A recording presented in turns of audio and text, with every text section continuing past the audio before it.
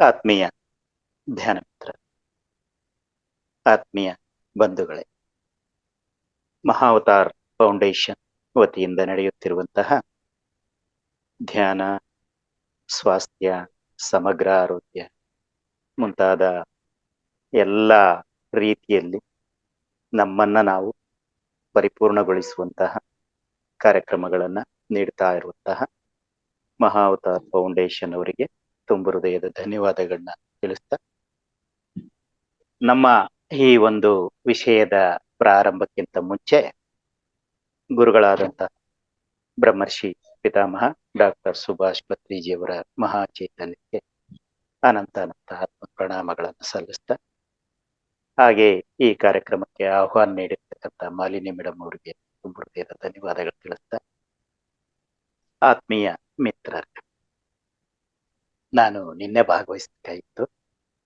ಕಾರಣಾಂತರದಿಂದ ಆಗ್ಲಿಲ್ಲ. ಅದಕ್ಕೆ ಎಲ್ಲರಲ್ಲಿ ಕ್ಷಮೆ ಕೋರ್ತಾ ಈ ದಿನ ವಿಷಯಕ್ಕೆ ಬರೋಣ.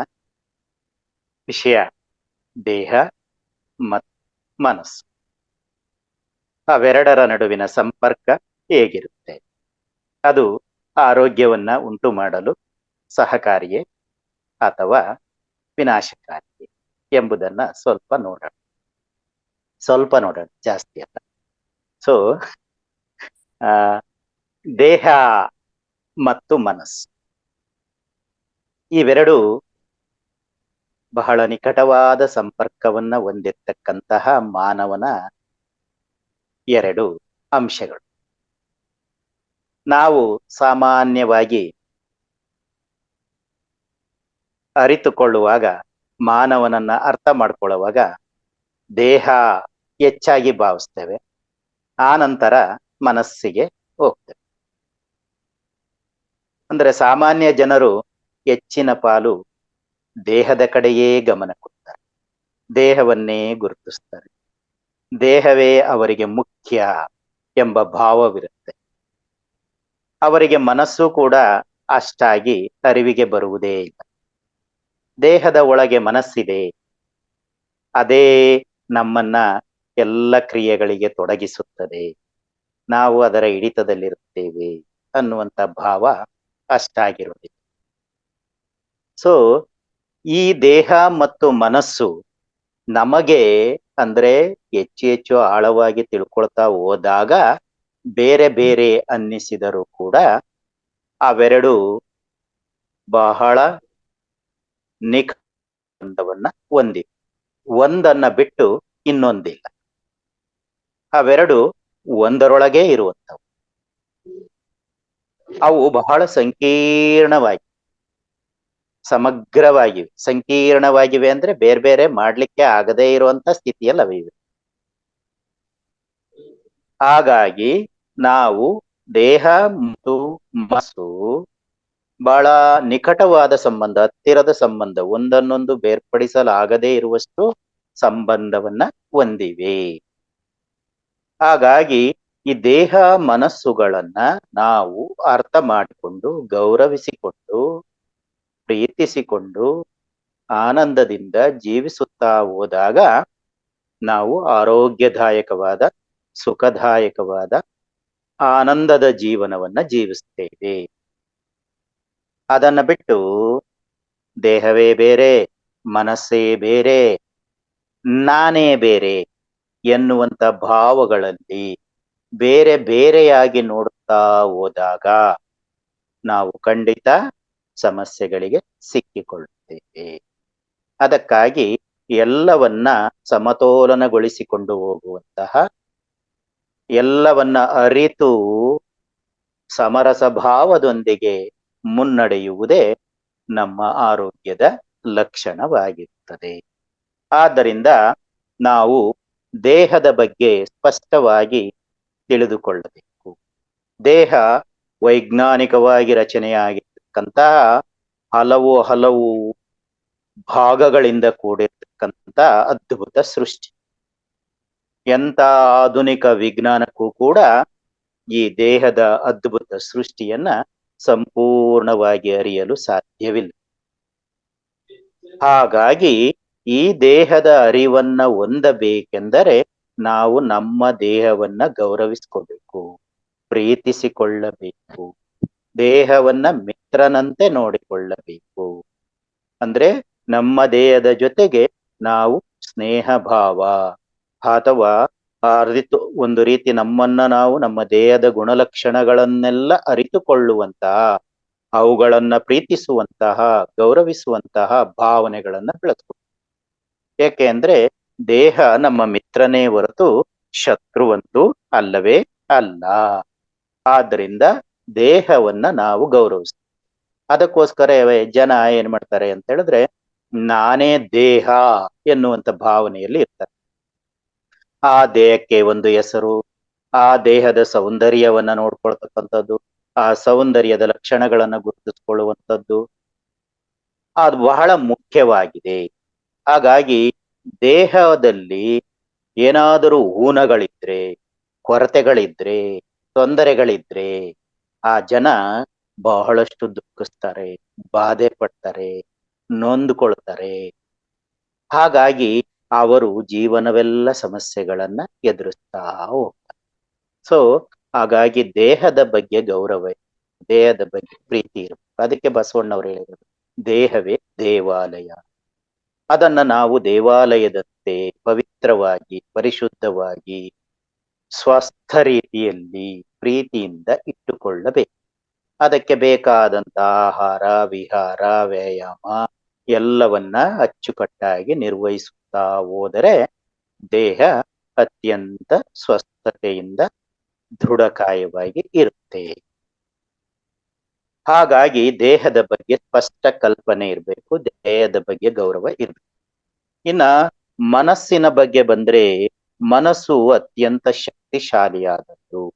ಮನಸ್ಸು ಬಹಳ ಬಹಳ ಬಹಳ ವಿಚಿತ್ರವಾದಂತಹ ಸೃಷ್ಟಿಯನ್ನ ಹೊಂದಿರತಕ್ಕಂಥದ್ದು.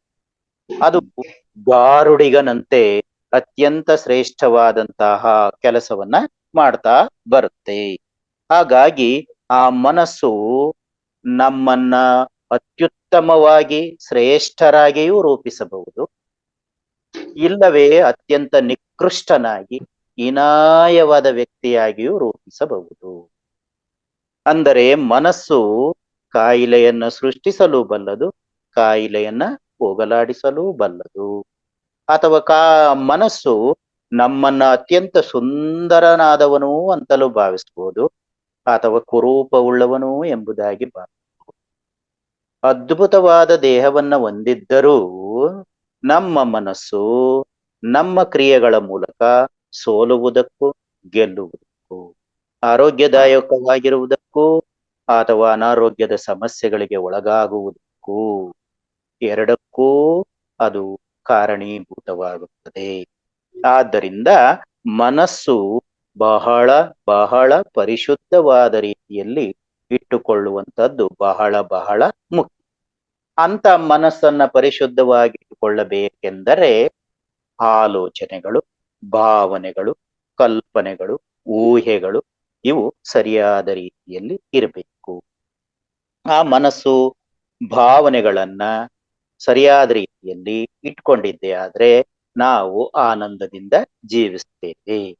ಅದಕ್ಕೋಸ್ಕರ ಬಹಳಷ್ಟು ಜನ ಏನ್ ಹೇಳ್ತಾರೆ ಅಂದ್ರೆ, ಈ ಮನಸ್ಸಿದ್ದಂತೆ ಮಹಾದೇವ ಎಂಬುದಾಗಿ.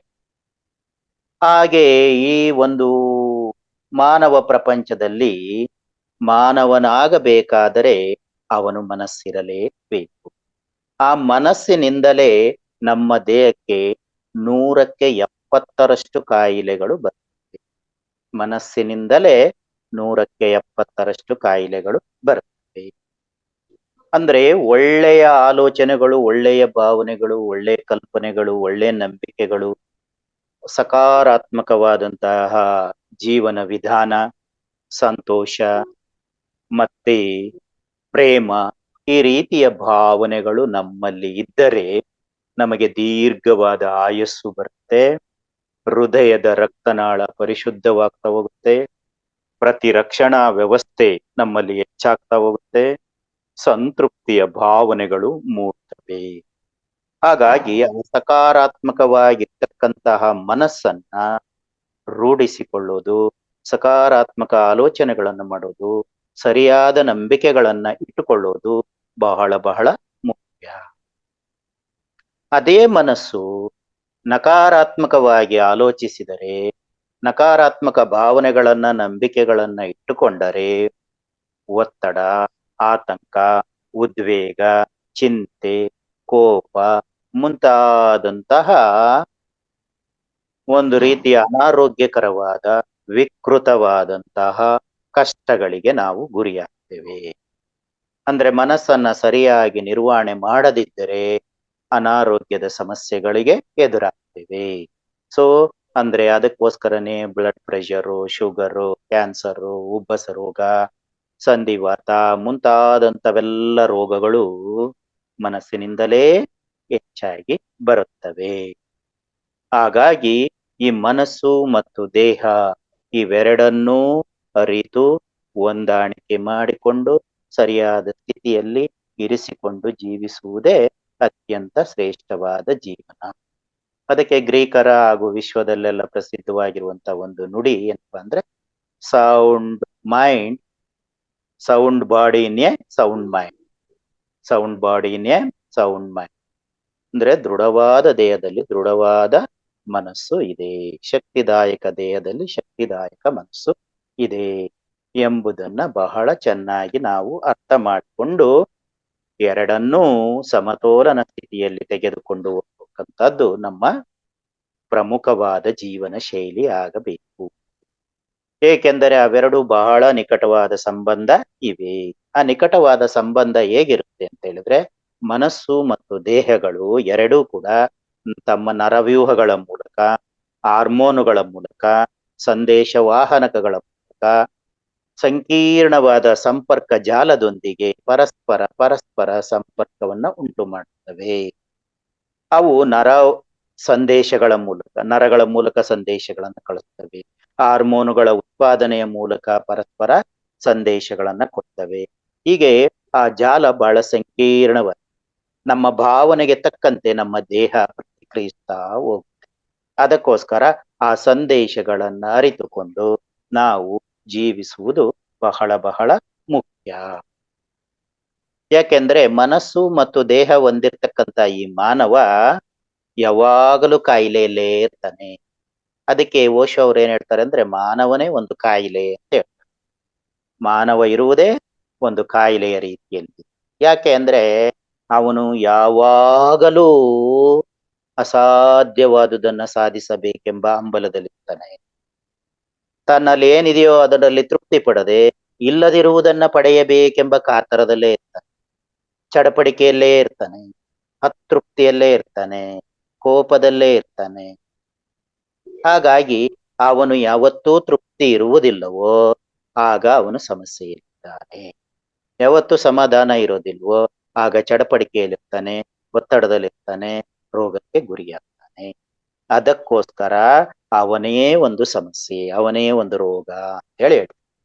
ಹಾಗಾಗಿ ಆ ಮಾನವ ರೋಗಮುಕ್ತನಾಗಬೇಕು ಅಂತ ಹೇಳಿದ್ರೆ ದೇಹ ಮನಸ್ಸುಗಳ ಸಂಪರ್ಕಗಳನ್ನ ಅರಿತುಕೊಂಡು ಅವೆರಡರ ಸಂಬಂಧ ಬಾಂಧವ್ಯಗಳನ್ನ ಗುರುತಿಸಿಕೊಂಡು ಯಾವುದೇ ಚಡಪಡಿಕೆ ಇಲ್ಲದೆ, ದುಶ್ಚಟಗಳಿಲ್ಲದೆ, ಪ್ರತಿಷ್ಠೆ ಇಲ್ಲದೆ, ಅತೃಪ್ತಿ ಇಲ್ಲದೆ ಜೀವಿಸುವಂತಹ ವಿಧಾನವನ್ನ ರೂಢಿಸ್ಕೋಬೇಕು.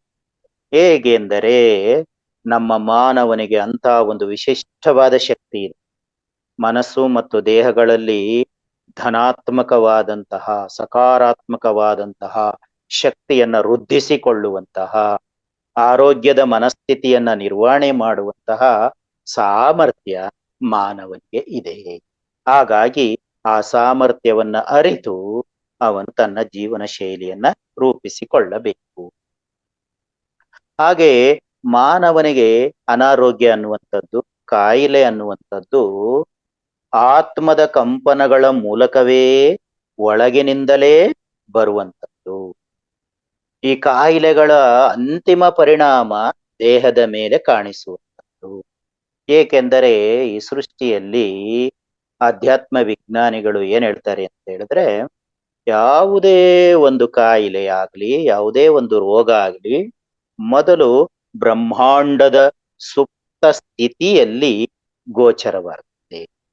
ಆ ನಂತರ ಸಾಂಘಿಕವಾದ ಸಾಮಾಜಿಕವಾದ ಸುಪ್ತ ಸ್ಥಿತಿಗೆ ಬರುತ್ತದೆ. ಆ ಸಾಮಾಜಿಕ ಸಾಂಘಿಕ ಸುಪ್ತ ಸ್ಥಿತಿಯಿಂದ ನಮ್ಮ ಸುಪ್ತ ಸ್ಥಿತಿಗೆ ಬರುತ್ತದೆ. ನಮ್ಮ ಸುಪ್ತಿಯಿಂದ ನಮ್ಮ ಸುಪ್ತ ಪ್ರಜ್ಞೆಯ ಕಡೆ ಬರುತ್ತದೆ. ಯಾವಾಗ ಸುಪ್ತ ಪ್ರಜ್ಞೆಯ ಕಡೆ ಬರ್ತದೋ ಆಗ ಕಾಯಿಲೆಯ ಲಕ್ಷಣಗಳು ನಮಗೆ ಮೇಲೆ ಕಾಣಿಸಿಕೊಳ್ಳುತ್ತವೆ. ಆದ್ದರಿಂದ ಆ ಕಾಯಿಲೆಗಳು ದೈಹಿಕವಾಗಿ ಕಾಣಿಸುವಂತವು ಕೇವಲ 30ರಷ್ಟು ಮಾತ್ರ, 30% ಮಾತ್ರ. ಹಾಗಾಗಿ ಇಂತಹ ಕಾಯಿಲೆಗಳ ಬಗ್ಗೆ ನಾವು ಜಾಗೃತರಾಗಿ ಜೀವಿಸಬೇಕು. ಇಂಥ ಕಾಯಿಲೆಗಳನ್ನ ತಿಳಿಯುವುದು ದೇಹ ಮತ್ತು ಮನಸ್ಸಿನ ಸಂಪರ್ಕದೊಂದಿಗೆ ಇರುವುದರ ಜೊತೆಗೆ ನಾವು ಆತ್ಮದ ಸಂಪರ್ಕದಲ್ಲಿದ್ದಾಗ ಇಂಥ ಕಾಯಿಲೆಗಳನ್ನ ಗುರುತಿಸಿಕೊಂಡು ಆನಂದದಿಂದ ಜೀವಿಸಬಹುದು.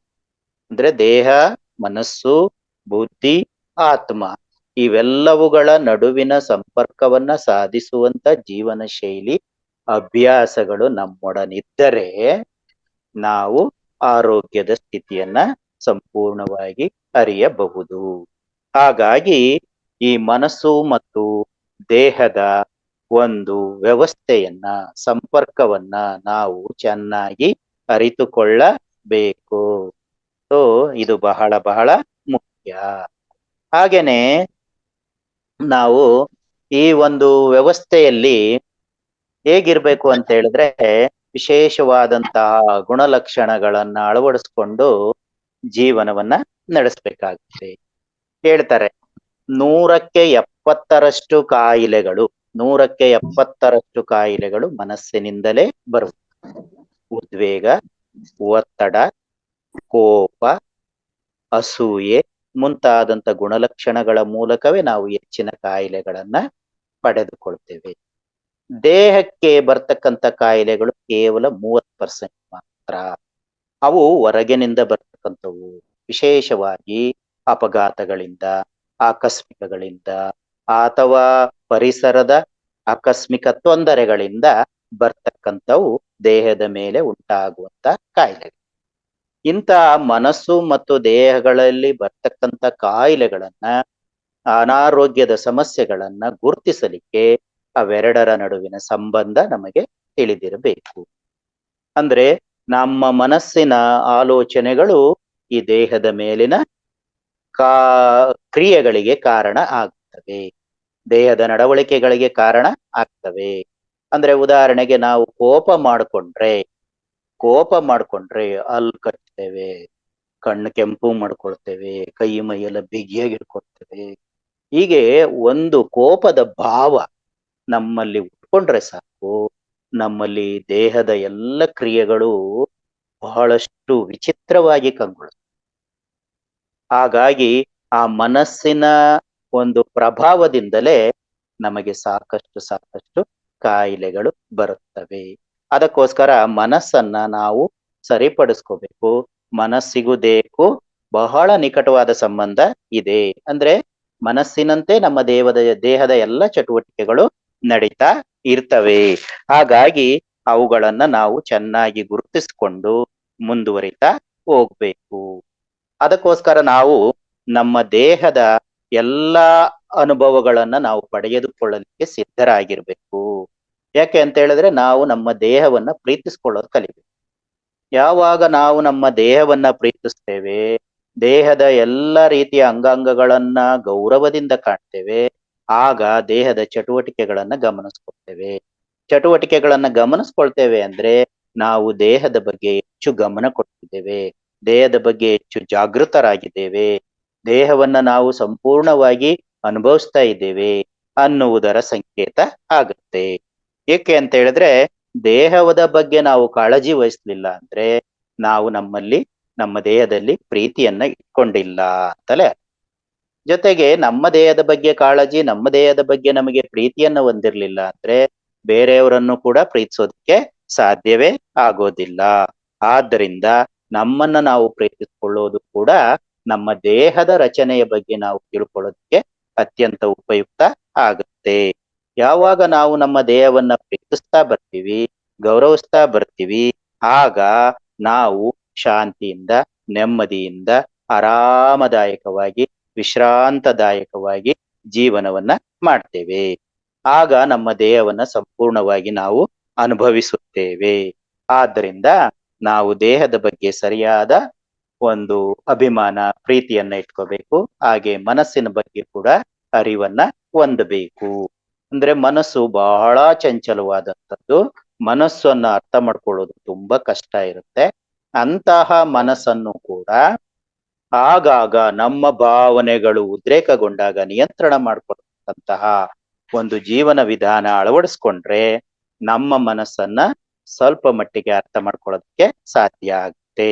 ಅದಕ್ಕೋಸ್ಕರ ಮನಸ್ಸನ್ನ ಯಥಾಸ್ಥಿತಿಯಲ್ಲಿ ಹೇಗಿರುತ್ತೋ ಹಾಗೇ ಇಟ್ಕೊಳ್ತಕ್ಕಂತಹ ರೂಢಿಯನ್ನ ಮಾಡ್ಬೇಕು. ಅದು ಬಿಟ್ಬಿಟ್ಟು ಅನವಶ್ಯಕವಾದಂತಹ ಚಿಂತೆಗಳು ಮಾಡೋದು, ಇಲ್ದೇ ಇರೋದನ್ನ ಬಯಸೋದು, ಇಲ್ದೇ ಇರೋಂತ ಕಲ್ಪನೆಗಳನ್ನ ಮಾಡ್ಕೊಳ್ಳೋದು, ಊಹೆಗಳನ್ನ ಮಾಡ್ಕೊಳ್ಳೋದು, ಅಥವಾ ಎಲ್ಲಾದ್ರೂ ಏನಾದ್ರೂ ಒಂದ್ ಕೇಳಿದ್ರೆ ಆ ಕೇಳಿದ್ದನ್ನೇ ಮನಸ್ಸಿಗೆ ಹಚ್ಕೊಂಡು ಕೊರಗೋದು, ಇವು ಮಾಡೋದ್ರಿಂದ ಮನಸ್ಸು ನಮ್ಮ ನಿಯಂತ್ರಣ ತಪ್ಪುತ್ತದೆ. ಆಗ ನಮ್ಮ ಮನಸ್ಸಿನಿಂದಲೇ ಹಲವು ಹಲವು ಕಾಯಿಲೆಗಳು ನಮ್ಮೊಳಗೆ ಬರ್ತವೆ. ಆದ್ದರಿಂದ ನಾವು ನಮ್ಮ ಮನಸ್ಸನ್ನ ಸಮತೋಲನ ಸ್ಥಿತಿಯಲ್ಲಿ ಇಟ್ಕೊಳ್ತಕ್ಕಂತ ಪ್ರಯತ್ನ ಮಾಡೋದು ಕೂಡ ನಮಗೆ ಬಹಳ ಬಹಳ ಮುಖ್ಯ ಆಗುತ್ತೆ. ಯಾಕೆ ಅಂತ ಹೇಳಿದ್ರೆ ಮನಸ್ಸು ಬಹಳ ಬಹಳ ಚಂಚಲವಾದ, ಅದು ಈಗ ಇದ್ದ ಹಾಗೆ ಇನ್ನೊಂದು ಕ್ಷಣ ಇರೋದೇ ಇಲ್ಲ. ಅಂತ ಮನಸ್ಸನ್ನ ಬಹಳಷ್ಟು ವಿಶ್ರಾಂತ ಸ್ಥಿತಿಯಲ್ಲಿ, ಸಮತೋಲನ ಸ್ಥಿತಿಯಲ್ಲಿ ಇಟ್ಕೊಳ್ತಕ್ಕಂಥದ್ದು ತುಂಬಾ ತುಂಬಾ ಮುಖ್ಯ ಅನ್ನೋದನ್ನ ನಾವು ಅರ್ಥ ಮಾಡ್ಕೊಳ್ಬೇಕು. ಹಾಗೆ ನಾವು ಈ ಮನಸ್ಸಿನಿಂದಲೇ ಹಲವಾರು ರೋಗಗಳನ್ನ ತಂದುಕೊಳ್ತೇವೆ. ಅದಕ್ಕೆ ಬಹಳಷ್ಟು ಜ್ಞಾನಿಗಳು ಏನ್ ಹೇಳ್ತಾರೆ ಅಂತ ಹೇಳಿದ್ರೆ, ಸಾಂಕ್ರಾಮಿಕ ರೋಗಗಳು ಬರುವುದೇ ಮನಸ್ಸಿನಿಂದ ಅಂತ ಹೇಳ್ತಾರೆ. ಸಾಂಕ್ರಾಮಿಕ ರೋಗಗಳು ಬರುವುದೇ ಮನಸ್ಸಿನಿಂದ ಅಂತ ಹೇಳ್ತಾರೆ. ಯಾಕೆ ಅಂದ್ರೆ ಸಮಾಜದಲ್ಲಿ ಒಂದು ನಂಬಿಕೆ ಇರುತ್ತೆ. ಆ ನಂಬಿಕೆ ಏನ್ ಮಾಡುತ್ತೆ, ಆ ರೋಗಗಳು ಹರಡಲಿಕ್ಕೆ ಕಾರಣ ಆಗುತ್ತೆ. ಈಗ ಉದಾಹರಣೆಗೆ ಮೊನ್ನೆ ಎಲ್ಲ ಕರೋನಾ ಬಂತು. ಆ ಕರೋನಾ ಬಂದಾಗ ಏನಾಯ್ತು, ಯಾರಿಗೋ ಒಬ್ರಿಗೆ ಕರೋನಾ ಬಂದು ಡೆತ್ ಆಯ್ತು ಅನ್ನೋ ಸುದ್ದಿ ತಿಳಿದಿದ್ದೇ ತಡ ನಾವೆಲ್ಲ ಏನಾಗ್ತದೆ, ಕರೋನಾ ನಮಗೂ ಬಂದ್ಬಿಡುತ್ತೇನೋ ಅನ್ನುವಂತ ಭಯದಲ್ಲಿ ಕುಗ್ಗಿ ಹೋಗ್ತೀವಿ. ಆ ಭಯದಿಂದಲೇ ನಾವು ಮರಣ ಹೊಂದುವ ಸಾಧ್ಯತೆ ಇರ್ತದೆ. ಹಾಗಾಗಿ ಸಮಾಜದ ಒಂದು ಲಕ್ಷಣಗಳು ನಮಗೆ ಆ ಕಾಯಿಲೆಗಳನ್ನ ತಂದು, ಈಗ ಉದಾಹರಣೆಗೆ ಎಲ್ಲಾದ್ರೂ ನಮ್ ಸುತ್ತಮುತ್ತ ಕಾಲರ ಹರಡಿದೆ, ಕಾಲರ ರೋಗ ಬರ್ತಾ ಇದೆ, ಡೆಂಗ್ಯೂ ಜ್ವರ ಬರ್ತಾ ಇದೆ ಅಂತ ಒಂದು ರೀತಿಯ ಸುದ್ದಿಗಳು ಬಂದ್ರೂ ಸಾಕು, ನಾವು ಆ ಸುದ್ದಿಗಳನ್ನ ಸ್ವೀಕಾರ ಮಾಡ್ತೀವಿ. ಆ ಮೂಲಕ ನಮ್ಮೊಳಗೂ ಆ ರೋಗಗಳನ್ನ ತಂದುಕೊಡ್ತೇವೆ. ಹಾಗಾಗಿ ಸಾಮಾಜಿಕ ವ್ಯವಸ್ಥೆ, ಆ ಸಾಂಘಿಕ ವ್ಯವಸ್ಥೆ, ಆ ಸಾಂಘಿಕ ಸುಪ್ತ ಸ್ಥಿತಿಯಿಂದ ನಮ್ಮೊಳಗೆ, ನಮ್ಮ ಸುಪ್ತ ಸ್ಥಿತಿಗೆ ರೋಗಗಳು ಬರುವ ಸಾಧ್ಯತೆ ಹೆಚ್ಚಿರ್ತದೆ. ಆದ್ರಿಂದ ನಾವು ಮನಸ್ಸನ್ನ ನಿರ್ಮಲವಾಗಿ ಇಟ್ಕೊಬೇಕು, ಯಥಾಸ್ಥಿತಿಯಲ್ಲಿ ಇಟ್ಕೊಬೇಕು.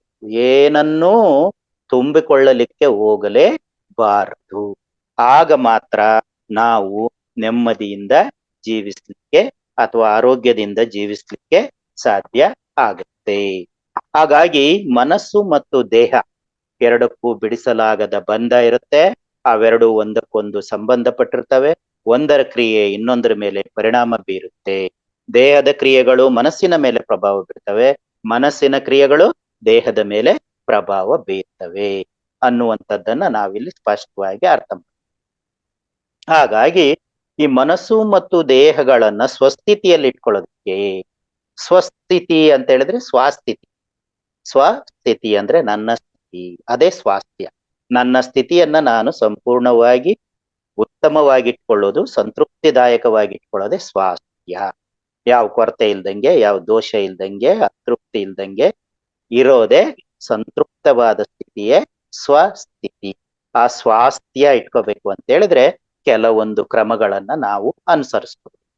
ಅಂತ ಕೆಲವೊಂದು ಕ್ರಮಗಳನ್ನ ನೋಡ್ತಾ ಬಂದ್ರೆ, ಮೊದಲನೇದೇನಪ್ಪಾ ಅಂದ್ರೆ ಮೈಂಡ್ಫುಲ್ನೆಸ್. ನಾವೆಲ್ಲ ಧ್ಯಾನದಲ್ಲಿ ಮಾಡುತ್ತೀವಿ, ಸಾವಧಾನತೆ ಅಂದ್ರೆ ಮೈಂಡ್ಫುಲ್ನೆಸ್ ಯಾವಾಗಲೂ ಕೂಡ ಸಂತೃಪ್ತವಾಗಿ ಇರ್ತಕ್ಕಂಥದ್ದು, ಸಾವಧಾನದಿಂದ ಇರ್ತಕ್ಕಂಥದ್ದು, ಧ್ಯಾನದ ಆಳವಾದ ಸ್ಥಿತಿಯಲ್ಲಿ ಇರ್ತಕ್ಕಂಥದ್ದು, ಉಸಿರಾಟದ ಜೊತೆಯಲ್ಲೇ ಇರ್ತಕ್ಕಂಥದ್ದು, ಸಂಪೂರ್ಣ ತೃಪ್ತಿಯಿಂದ ಇರ್ತಕ್ಕಂಥದ್ದು ಬಹಳ ಬಹಳ ಮುಖ್ಯ.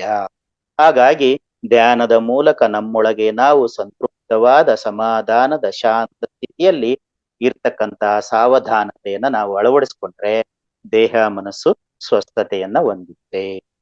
ಅದರ ಜೊತೆಗೆ ದೈಹಿಕ ಚಟುವಟಿಕೆಗಳನ್ನ ನಿಯತವಾಗಿ ಅಭ್ಯಾಸ ಮಾಡ್ಕೊಳ್ತಾ ಬರ್ತೇವೆ. ವ್ಯಾಯಾಮ ಮಾಡೋದು, ಯೋಗ ಮಾಡೋದು, ವಾಕಿಂಗ್ ಮಾಡೋದು, ಇಂಥ ಉತ್ತಮವಾದಂತ ಚಟುವಟಿಕೆಗಳನ್ನ ನಾವು ಜೀವನದಲ್ಲಿ ಅಳವಡಿಸ್ಕೊಂಡ್ರೆ ದೇಹ ಮನಸ್ಸನ್ನ ಸಮತೋಲನಗೊಳಿಸ್ಬೋದು. ಅದರಲ್ಲೂ ಕೂಡ ವಾಕಿಂಗ್ ಮಾಡುವಾಗ ಆಗ್ಲಿ, ವ್ಯಾಯಾಮ ಮಾಡುವಾಗ ಆಗ್ಲಿ, ನಾವು ಪ್ರಜ್ಞೆಯಿಂದ ಜಾಗೃತಿಯಿಂದ ಪ್ರತಿ ಅಂಗಾಂಗಗಳನ್ನ ಉಸಿರನ್ನ ಗಮನಿಸ್ತಾ ಮಾಡ್ತಾ ಬಂದಾಗ ಅವೆರಡರ ಅಥವಾ ದೇಹ ಮನಸ್ಸು ಬುದ್ಧಿ ಆತ್ಮ ಇವುಗಳೆಲ್ಲವುಗಳ ಜೊತೆ ಸಂಪರ್ಕವಂತ ಸಂಪೂರ್ಣವಾದಂತಹ ಲಾಭವನ್ನ ಪಡ್ಕೊಳ್ತೀವಿ. ಇಲ್ದೆ ಹೋದ್ರೆ ಸುಮ್ಮನೆ ನಡೀತಾ ಇದ್ದೀವಿ, ನಮ್ ದೇಹ ಗಮನಿಸಲ್ಲ, ನಮ್ಮ ಉಸಿರಾಟ ಗಮನಿಸಲ್ಲ, ನಮ್ಮ ಹೆಜ್ಜೆಗಳನ್ನ ಗಮನಿಸಲ್ಲ. ಹಾಗೆ ನಾವು ವಾಕಿಂಗ್ ಮಾಡ್ತಾ ಹೋಗ್ತಕ್ಕಂಥದ್ದು ಹೆಚ್ಚು ಲಾಭದಾಯಕ ಆಗಲ್ಲ. ಅದರ ಬದಲಾಗಿ ಪ್ರಜ್ಞೆಯಿಂದ ನಡಿಗೆ ಇರಬೇಕು, ಉಸಿರಿನೊಂದಿಗೆ ನಡಿಗೆ ಇರಬೇಕು. ನಡಿಗೆ ನಡೆಯುವಾಗಲೂ ಕೂಡ ಪ್ರತಿ ಅಂಗದ ಕಣಗಳನ್ನು ಕೂಡ ಗಮನಿಸ್ಕೊಳ್ತಾ ನಿಧಾನವಾಗಿ ನಡೆಯೋದೇ ನಮಗೆ ಹೆಚ್ಚು ಆರೋಗ್ಯವನ್ನ ಕೊಡ್ಬೋದು. ಹಾಗೆ ಆರೋಗ್ಯಕರ ಜೀವನ ಶೈಲಿಯನ್ನ ನಾವು ಆಯ್ಕೆ ಮಾಡ್ಬೇಕು. ಅಂದ್ರೆ ಸಮತೋಲಿತವಾದಂತ ಆಹಾರವನ್ನ ಸ್ವೀಕಾರ ಮಾಡಬೇಕು, ಸಾಕಷ್ಟು ನಿದ್ರೆ ಮಾಡಬೇಕು, ಮಾದಕ ವ್ಯಸನಗಳಿಂದ ದೂರ ಇರಬೇಕು, ಸಂಗೀತ, ನೃತ್ಯ, ಓದುವ ಹವ್ಯಾಸ, ಚಿತ್ರಕಲೆಯನ್ನ ಆರಾಧಿಸೋದು, ಇಂಥ ಒಳ್ಳೊಳ್ಳೆ ಹವ್ಯಾಸಗಳನ್ನ ಅಂದ್ರೆ ಮನಸ್ಸಿಗೆ ಮುದ ನೀಡುವಂತ, ಕುತೂಹಲ ಹುಟ್ಟಿಸುವಂತಹ, ಆನಂದ ನೀಡುವಂತಹ ಹವ್ಯಾಸಗಳ ಜೀವನ ಶೈಲಿ ನಮ್ದಾಗಿದ್ರೆ ಆರೋಗ್ಯ ನಮ್ಮದಾಗುತ್ತೆ. ಹಾಗೆ ಉತ್ತಮ ನಿದ್ರೆ ಮಾಡ್ಬೇಕು. ಉತ್ತಮ ನಿದ್ರೆ ಅಂದ್ರೆ ಆಲೋಚನೆಗಳಿಲ್ಲದೆ, ಕನಸುಗಳಿಲ್ಲದೆ ಪರಿಪೂರ್ಣ ನಿದ್ರೆ ಮಾಡಿದ್ರೆ ನಮ್ಮ ಸ್ನಾಯುಗಳಿಗೆ ಸಂಪೂರ್ಣ ವಿಶ್ರಾಂತಿ ದೊರೆಯುತ್ತೆ. ದೈಹಿಕ ಮಾನಸಿಕ ಒತ್ತಡಗಳಿಂದ ಹೊರಗೆ ಬರ್ತೇವೆ. ಅಕಸ್ಮಾತ್ ನಾವೇನಾದ್ರೂ ನಿದ್ದೆ ಮಾಡ್ಲಿಕ್ಕೆ ಒತ್ತಡ ಅಡ್ಡಿ ಆಯ್ತು ಅಂದ್ರೆ ಆ ಒತ್ತಡವನ್ನ ಕುರಿತು ಆ ಕ್ಷಣ ಅನುಭವಿಸಿ. ಆ ಒತ್ತಡ ವಿರೋಧಿಸೋದು ಬೇಡ, ಆ ಒತ್ತಡವನ್ನ ನಿಗ್ರಹಿಸೋದು ಬೇಡ. ಬದಲಾಗಿ ಆ ಏನು ಒತ್ತಡ ಇರುತ್ತೆ ಅದನ್ನ ಪ್ರೀತಿಯಿಂದ ಸ್ವೀಕಾರ ಮಾಡಿ ಅದನ್ನ ಅನುಭವಿಸ್ತಾ ಎಲ್ಲ ನಿವಾರಣೆ ಆದ್ಮೇಲೆ ನಿದ್ದೆ ಮಾಡಿದ್ರೆ ಒಳ್ಳೆ ನಿದ್ದೆ ಬರುತ್ತೆ.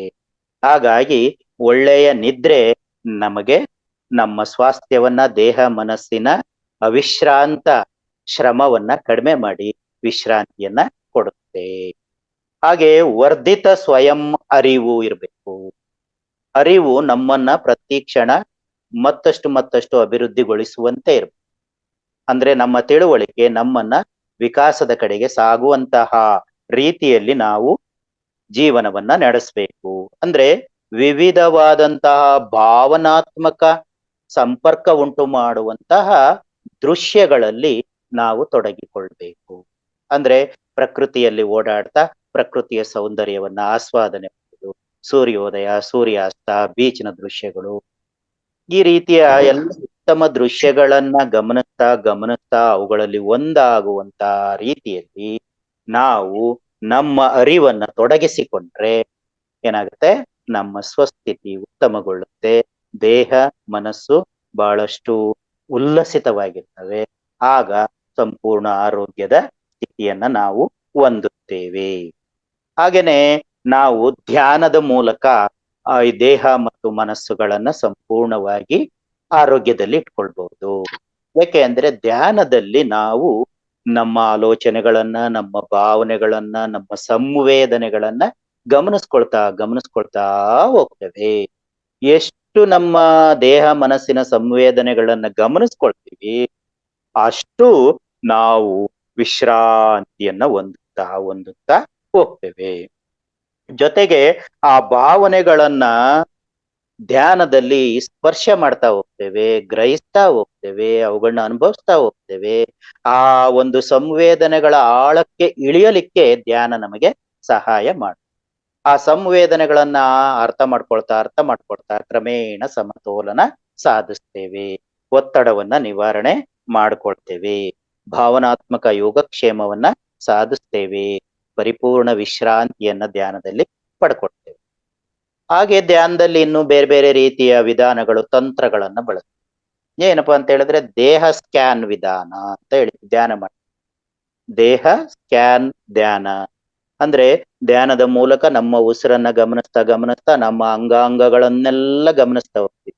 ಪ್ರತಿ ಅಂಗಾಂಗವನ್ನೂ ಸ್ಕ್ಯಾನ್ ಮಾಡ್ತಾ ಹೋಗ್ತೀವಿ, ಅಂದ್ರೆ ಪರೀಕ್ಷೆ ಮಾಡ್ಕೊಳ್ತಾ ಅವುಗಳನ್ನೆಲ್ಲ ಶಾಂತ ಸ್ಥಿತಿಗೆ ತಂದ್ಕೊಳ್ತಾ ಹೋಗ್ತೀವಿ.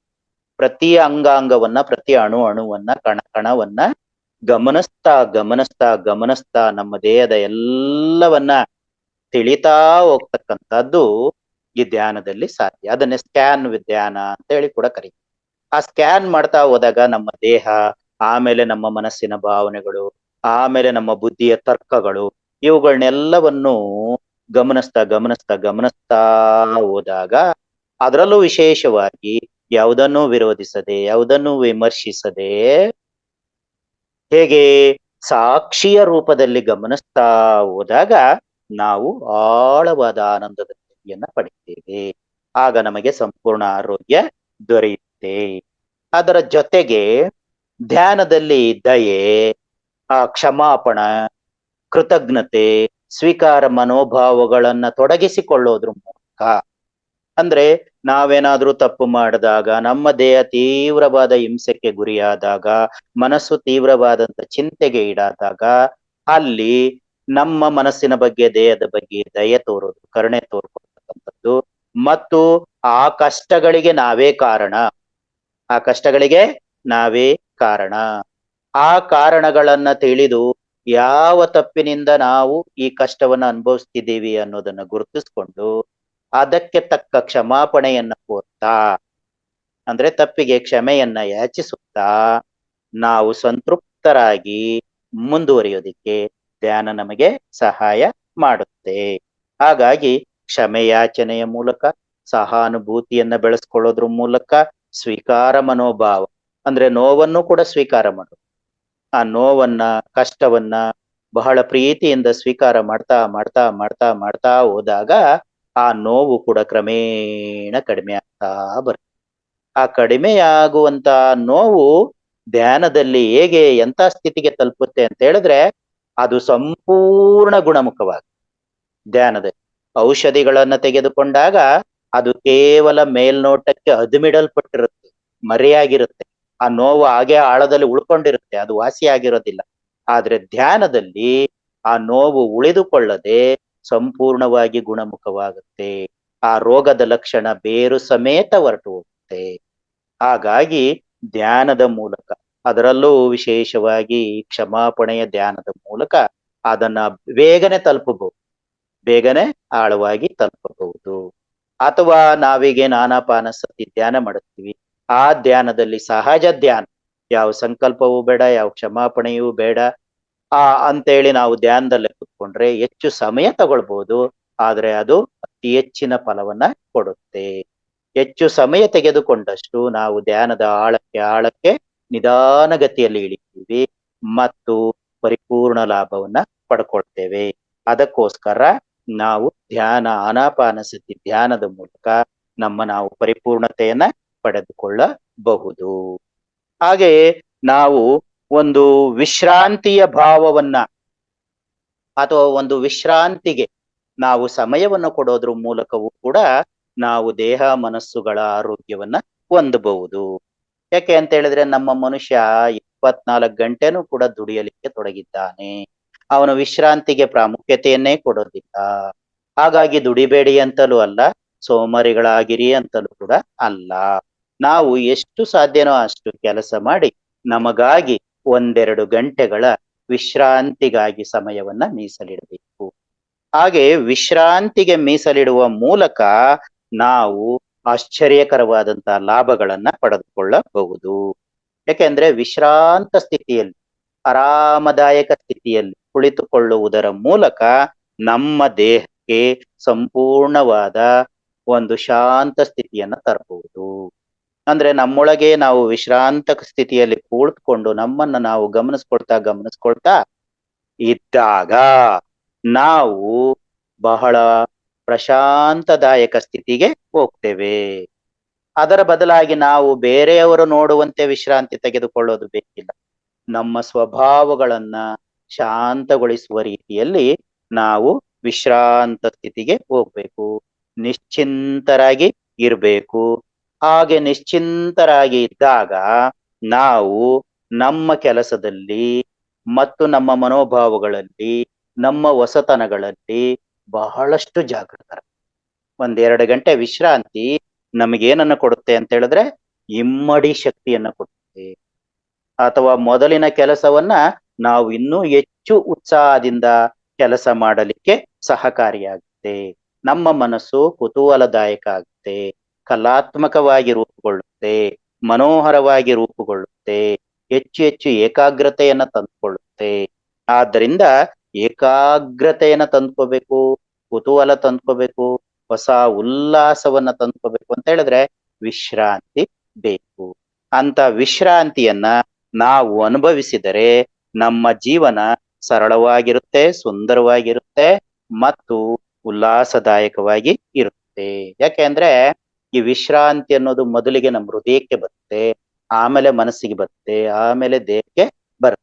ಹೀಗೆ ಆ ಅಂಗಗಳಿಗೆ ಮೂಲಕ ಅದು ಕ್ರಮೇಣ ವಿಶ್ರಾಂತಿ ಅನ್ನುವಂಥದ್ದು ನಮ್ಮ ಅಂಗಾಂಗಗಳನ್ನೆಲ್ಲ ಚೇತರಿಸಿಕೊಳ್ಳುವಂತೆ ಮಾಡ್ತದೆ.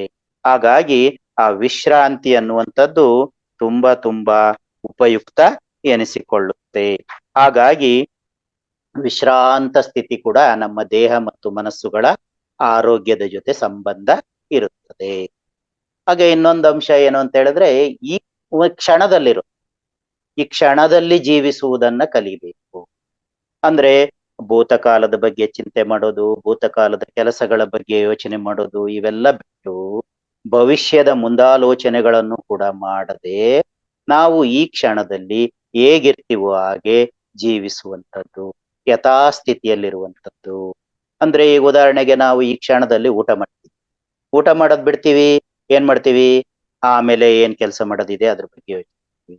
ಇಲ್ಲ ಅಂದ್ರೆ ಅಲ್ಲೆಲ್ಲೋ ಟಿವಿ ನೋಡ್ಕೊಂಡು ಇಲ್ಲ ಮೊಬೈಲ್ ಮಾತಾಡ್ಕೊಳ್ತಲೇ ಊಟ ಮಾಡ್ತಿರ್ತೀವಿ. ಅಂದ್ರೆ ನಾವು ಆ ಕ್ಷಣದಲ್ಲಿ ಏನ್ ಮಾಡ್ಬೇಕೋ ಅದರಲ್ಲಿ ಇರೋದಿಲ್ಲ.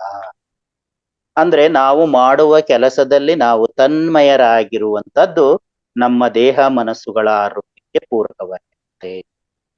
ಅಂದ್ರೆ ಆ ಕ್ಷಣದಲ್ಲಿ ಮುನ್ನಡೆಗೆ ನಡೆಯುವಾಗ ನಡೀತಾ ಇರೋಣ, ಡ್ರೆಸ್ ಹಾಕೊಳ್ತಾ ಇದ್ರೆ ಡ್ರೆಸ್ ಹಾಕೊಳ್ಳೋದ್ರಲ್ಲೇ ನಮ್ಮ ಮನಸ್ಸನ್ನ ಇಡೋಣ, ಅಥವಾ ಊಟ ಮಾಡುವಾಗ ಊಟ ಮಾಡೋದ್ರ ಕಡೆನೆ ಮನಸ್ಸಿಡೋಣ, ಉಸಿರಾಟ ಗಮನಿಸ್ತಿದೀವಿ ಅಂದ್ರೆ ಉಸಿರು ಕಡೆಯೇ ಮನಸ್ಸನ್ನ ಇಡೋಣ. ಹೀಗೆ ನಾವು ಏನು ಮಾಡುತ್ತಿರುತ್ತೇವೆಯೋ ಅದರಲ್ಲೇ ನಮ್ಮನ್ನ ನಾವು ತೊಡಗಿಸಿಕೊಳ್ಳುವುದರ ಮೂಲಕ ನಾವು ನಮ್ಮ ದೇಹ ಮನಸ್ಸುಗಳ ಸಂಪರ್ಕವನ್ನ ಒಂದು ಮಾಡಬಹುದು, ಆರೋಗ್ಯವನ್ನ ವೃದ್ಧಿಸಿಕೊಳ್ಳಬಹುದು. ಹಾಗೆ ಅದಕ್ಕೆ ಹೇಳಿದ್ದು ನಾವು ಏನ್ ಹೇಳ್ತೀವಿ ಅಂತ ಹೇಳಿದ್ರೆ ಈ ಕ್ಷಣದಲ್ಲಿರೋದು ಅಂದ್ರೆ ನಮ್ಮ ಎಂತ ಒತ್ತಡಗಳನ್ನೇ ಇರ್ಲಿ, ಉದ್ವೇಗಗಳೇ ಇರ್ಲಿ, ಅವುಗಳನ್ನ ನಾವು ಅನುಭವಿಸ್ತಾ ಕಡಿಮೆ ಮಾಡ್ಕೊಳ್ತಾ ಬರ್ಬೋದು. ಅದು ಈ ಕ್ಷಣದಲ್ಲಿರೋದ್ರಿಂದ ಸಾಧ್ಯ. ಅಂದ್ರೆ ಆ ಕ್ಷಣದಲ್ಲಿ ಜೀವಿಸುವುದು, ವರ್ತಮಾನದಲ್ಲಿ ಜೀವಿಸುವುದರ ಮೂಲಕ ನಮ್ಮನ್ನ ನಾವು ಶಾಂತ ಸ್ಥಿತಿಗೆ, ಆರಾಮದಾಯಕ ಸ್ಥಿತಿಗೆ ತರಬಹುದು. ಎಂತ ಒತ್ತಡವನ್ನು ಕೂಡ ನಾವು ನಿವಾರಿಸಿಕೊಳ್ಳಬಹುದು.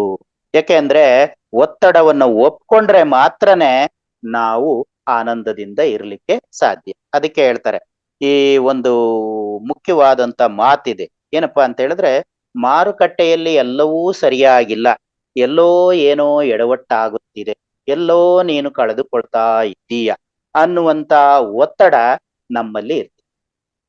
ಅಂದ್ರೆ ವ್ಯಾಪಾರ ಮಾಡೋರಿಗೆ ಮಾರುಕಟ್ಟೆಯಲ್ಲಿ ಏನೋ ವ್ಯತ್ಯಾಸ ಆಗಿದೆ ಅಂದ್ರೆ ಇವರಲ್ಲಿ ಒತ್ತಡ ಸ್ಟಾರ್ಟ್ ಆಗುತ್ತೆ. ಹಾಗಾಗಿ ಆ ಒತ್ತಡದಿಂದ ಹೊರಗೆ ಬರ್ಬೇಕಪ್ಪ ಅಂದ್ರೆ ಈ ಕ್ಷಣದಲ್ಲಿ ಜೀವಿಸಬೇಕು. ಹಾಗಾಗಿ ನಾವು ಒತ್ತಡ, ಉದ್ವೇಗ ಇವುಗಳನ್ನ ಹೋಗಲಾಡಿಸ್ಕೊಳ್ಳೋದಕ್ಕೆ ಬರೀ ಔಷಧವನ್ನ ಅವಲಂಬಿಸೋದಲ್ಲ, ಈ ಕ್ಷಣದಲ್ಲಿ ಜೀವಿಸೋದು, ವಿಶ್ರಾಂತ ಸ್ಥಿತಿಯಿಂದ ಜೀವಿಸುವಂತದ್ದು ತುಂಬಾ ಮುಖ್ಯ ಆಗುತ್ತೆ ಅನ್ನುವಂಥದ್ದನ್ನ ಹೇಳ್ತಾ, ನಾವು ಈ ದೇಹ ಮನಸ್ಸುಗಳು ಪರಸ್ಪರ ಪೂರಕವಾಗಿರ್ತವೆ, ನಿಕಟವಾದ ಸಂಬಂಧ ಇರ್ತವೆ. ಆ ಸಂಬಂಧವನ್ನ ಅರಿತು ಜೀವನ ಶೈಲಿಯನ್ನು ಉತ್ತಮವಾಗಿಸ್ಕೊಂಡು ಸುಖಕರವಾದ ಜೀವನ ನಡೆಸುವಂತ ಶಕ್ತಿ ಮಾನವನಿಗಿದೆ. ಆ ಶಕ್ತಿಯನ್ನ ಅರಿಯದೇ ಇದ್ರೆ ಅನಾರೋಗ್ಯ ಕಟ್ಟಿಟ್ಟ ಬುತ್ತಿ ಅಂತೇಳಿ ಹೇಳ್ತಾ, ನಾವು ಇವುಗಳನ್ನ ಅರ್ಥ ಮಾಡಿಕೊಂಡು ಇನ್ನಷ್ಟು ವಿಷಯಗಳನ್ನ ತಿಳ್ಕೊಳ್ತಾ ನಮ್ಮ ಆರೋಗ್ಯವನ್ನ, ನಮ್ಮ ಜೀವನವನ್ನ ನಾವೇ ರೂಪಿಸ್ಕೊಳ್ಳೋಣ ಅಂತ ಹೇಳ್ತಾ, ಒಂದೆರಡು ವಿಷಯಗಳನ್ನ ನಿಮ್ ಜೊತೆ ಹಂಚ್ಕೊಳ್ಳೋದಕ್ಕೆ ಅವಕಾಶ ಮಾಡಿಕೊಡ್ತಕ್ಕಂಥ ಮಹಾವತಾರ್ ಬಾಬಾಜಿ ಫೌಂಡೇಶನ್ ಅವರಿಗೆ, ಮಾಲಿನಿ ಮೇಡಮ್ ಅವರಿಗೆ, ಕೇಳಿದಂತ ಎಲ್ಲ ಮಿತ್ರರಿಗೆ ತುಂಬ ಹೃದಯದ ಧನ್ಯವಾದ. ಅದ್ಭುತ ಅದ್ಭುತ ಸರ್.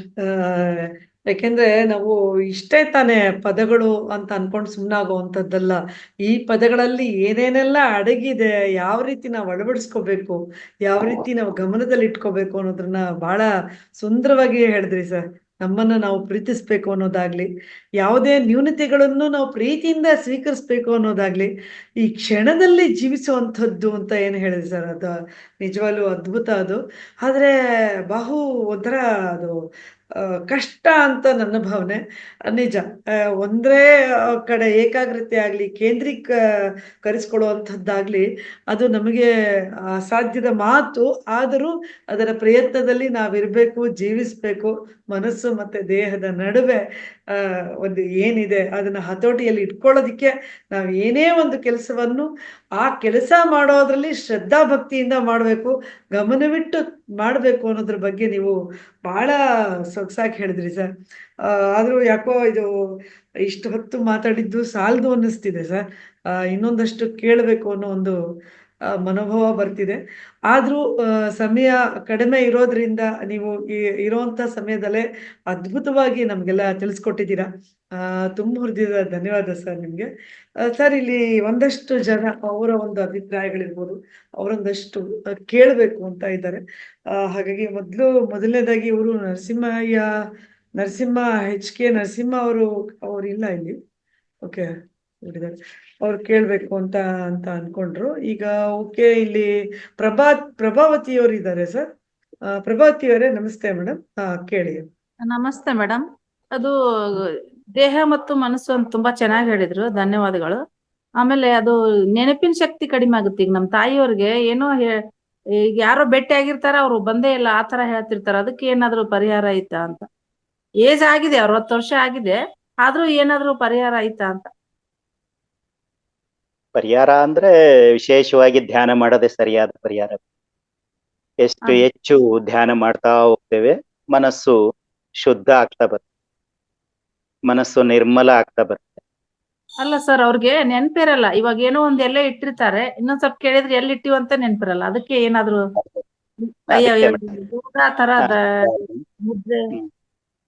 ಆ ಮನಸ್ಸನ್ನ ಸರಿಪಡಿಸ್ಕೊಳ್ತಾ ಹೋದಾಗ, ನಮ್ಮ ಉಸಿರಿನ ಮೇಲೆ ಮನಸ್ಸನ್ನ ಕೇಂದ್ರೀಕರಣ ಮಾಡ್ತಾ ಹೋದಾಗ, ಆ ಅಭ್ಯಾಸ ಹೆಚ್ಚಾದಾಗ ನಮ್ಮ ಜ್ಞಾಪಕ ಶಕ್ತಿ ಕೂಡ ಹೆಚ್ಚಾಗ್ತಾ ಬರುತ್ತೆ, ನೆನಪಿನ ಶಕ್ತಿ ಇನ್ಕ್ರೀಸ್ ಆಗ್ತಾ ಹೋಗುತ್ತೆ.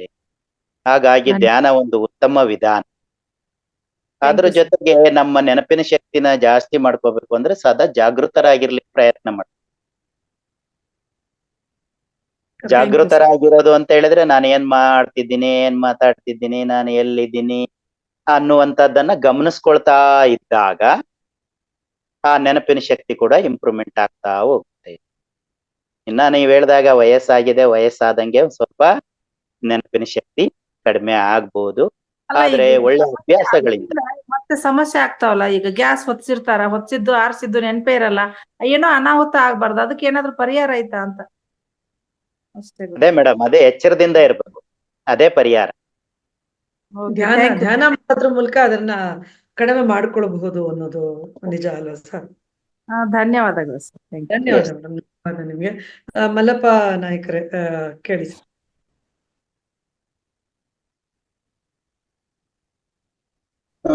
ನಮಸ್ತೆ ಸರ್. ಎಲ್ಲಾ ಆತ್ಮ ಬಂಧುಗಳಿಗೂ ನನ್ನ ನಮ್ಮ ಶಿರಸಾಷ್ಟಾಂಗ ನಮಸ್ಕಾರಗಳು. ಸರ್, ಕೇಳಿಸ್ತಾ ಇದೆಯಾ ಸರ್? ಕೇಳಿಸಿದೆ ಸರ್, ಅದ್ಭುತವಾಗಿತ್ತು ಸರ್ ನಿಮ್ಮ ತರಗತಿ. ಸರ್, ಮೇಡಮ್ ಹೇಳಿದ ಹಾಗೆ ಇನ್ನೂ ಬೇಕಿತ್ತು ನಮ್ಗೆ.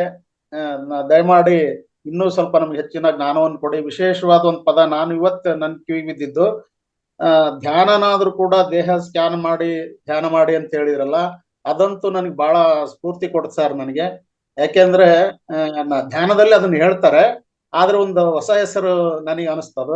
ಅದ್ಭುತವಾಗಿತ್ತು ಸರ್ ನಿಮ್ ತರಗತಿ. ನಿಮಗೆ ಅನಂತ ಅನಂತ ಧನ್ಯವಾದಗಳು ಸರ್. ಧನ್ಯವಾದಗಳು ಸರ್.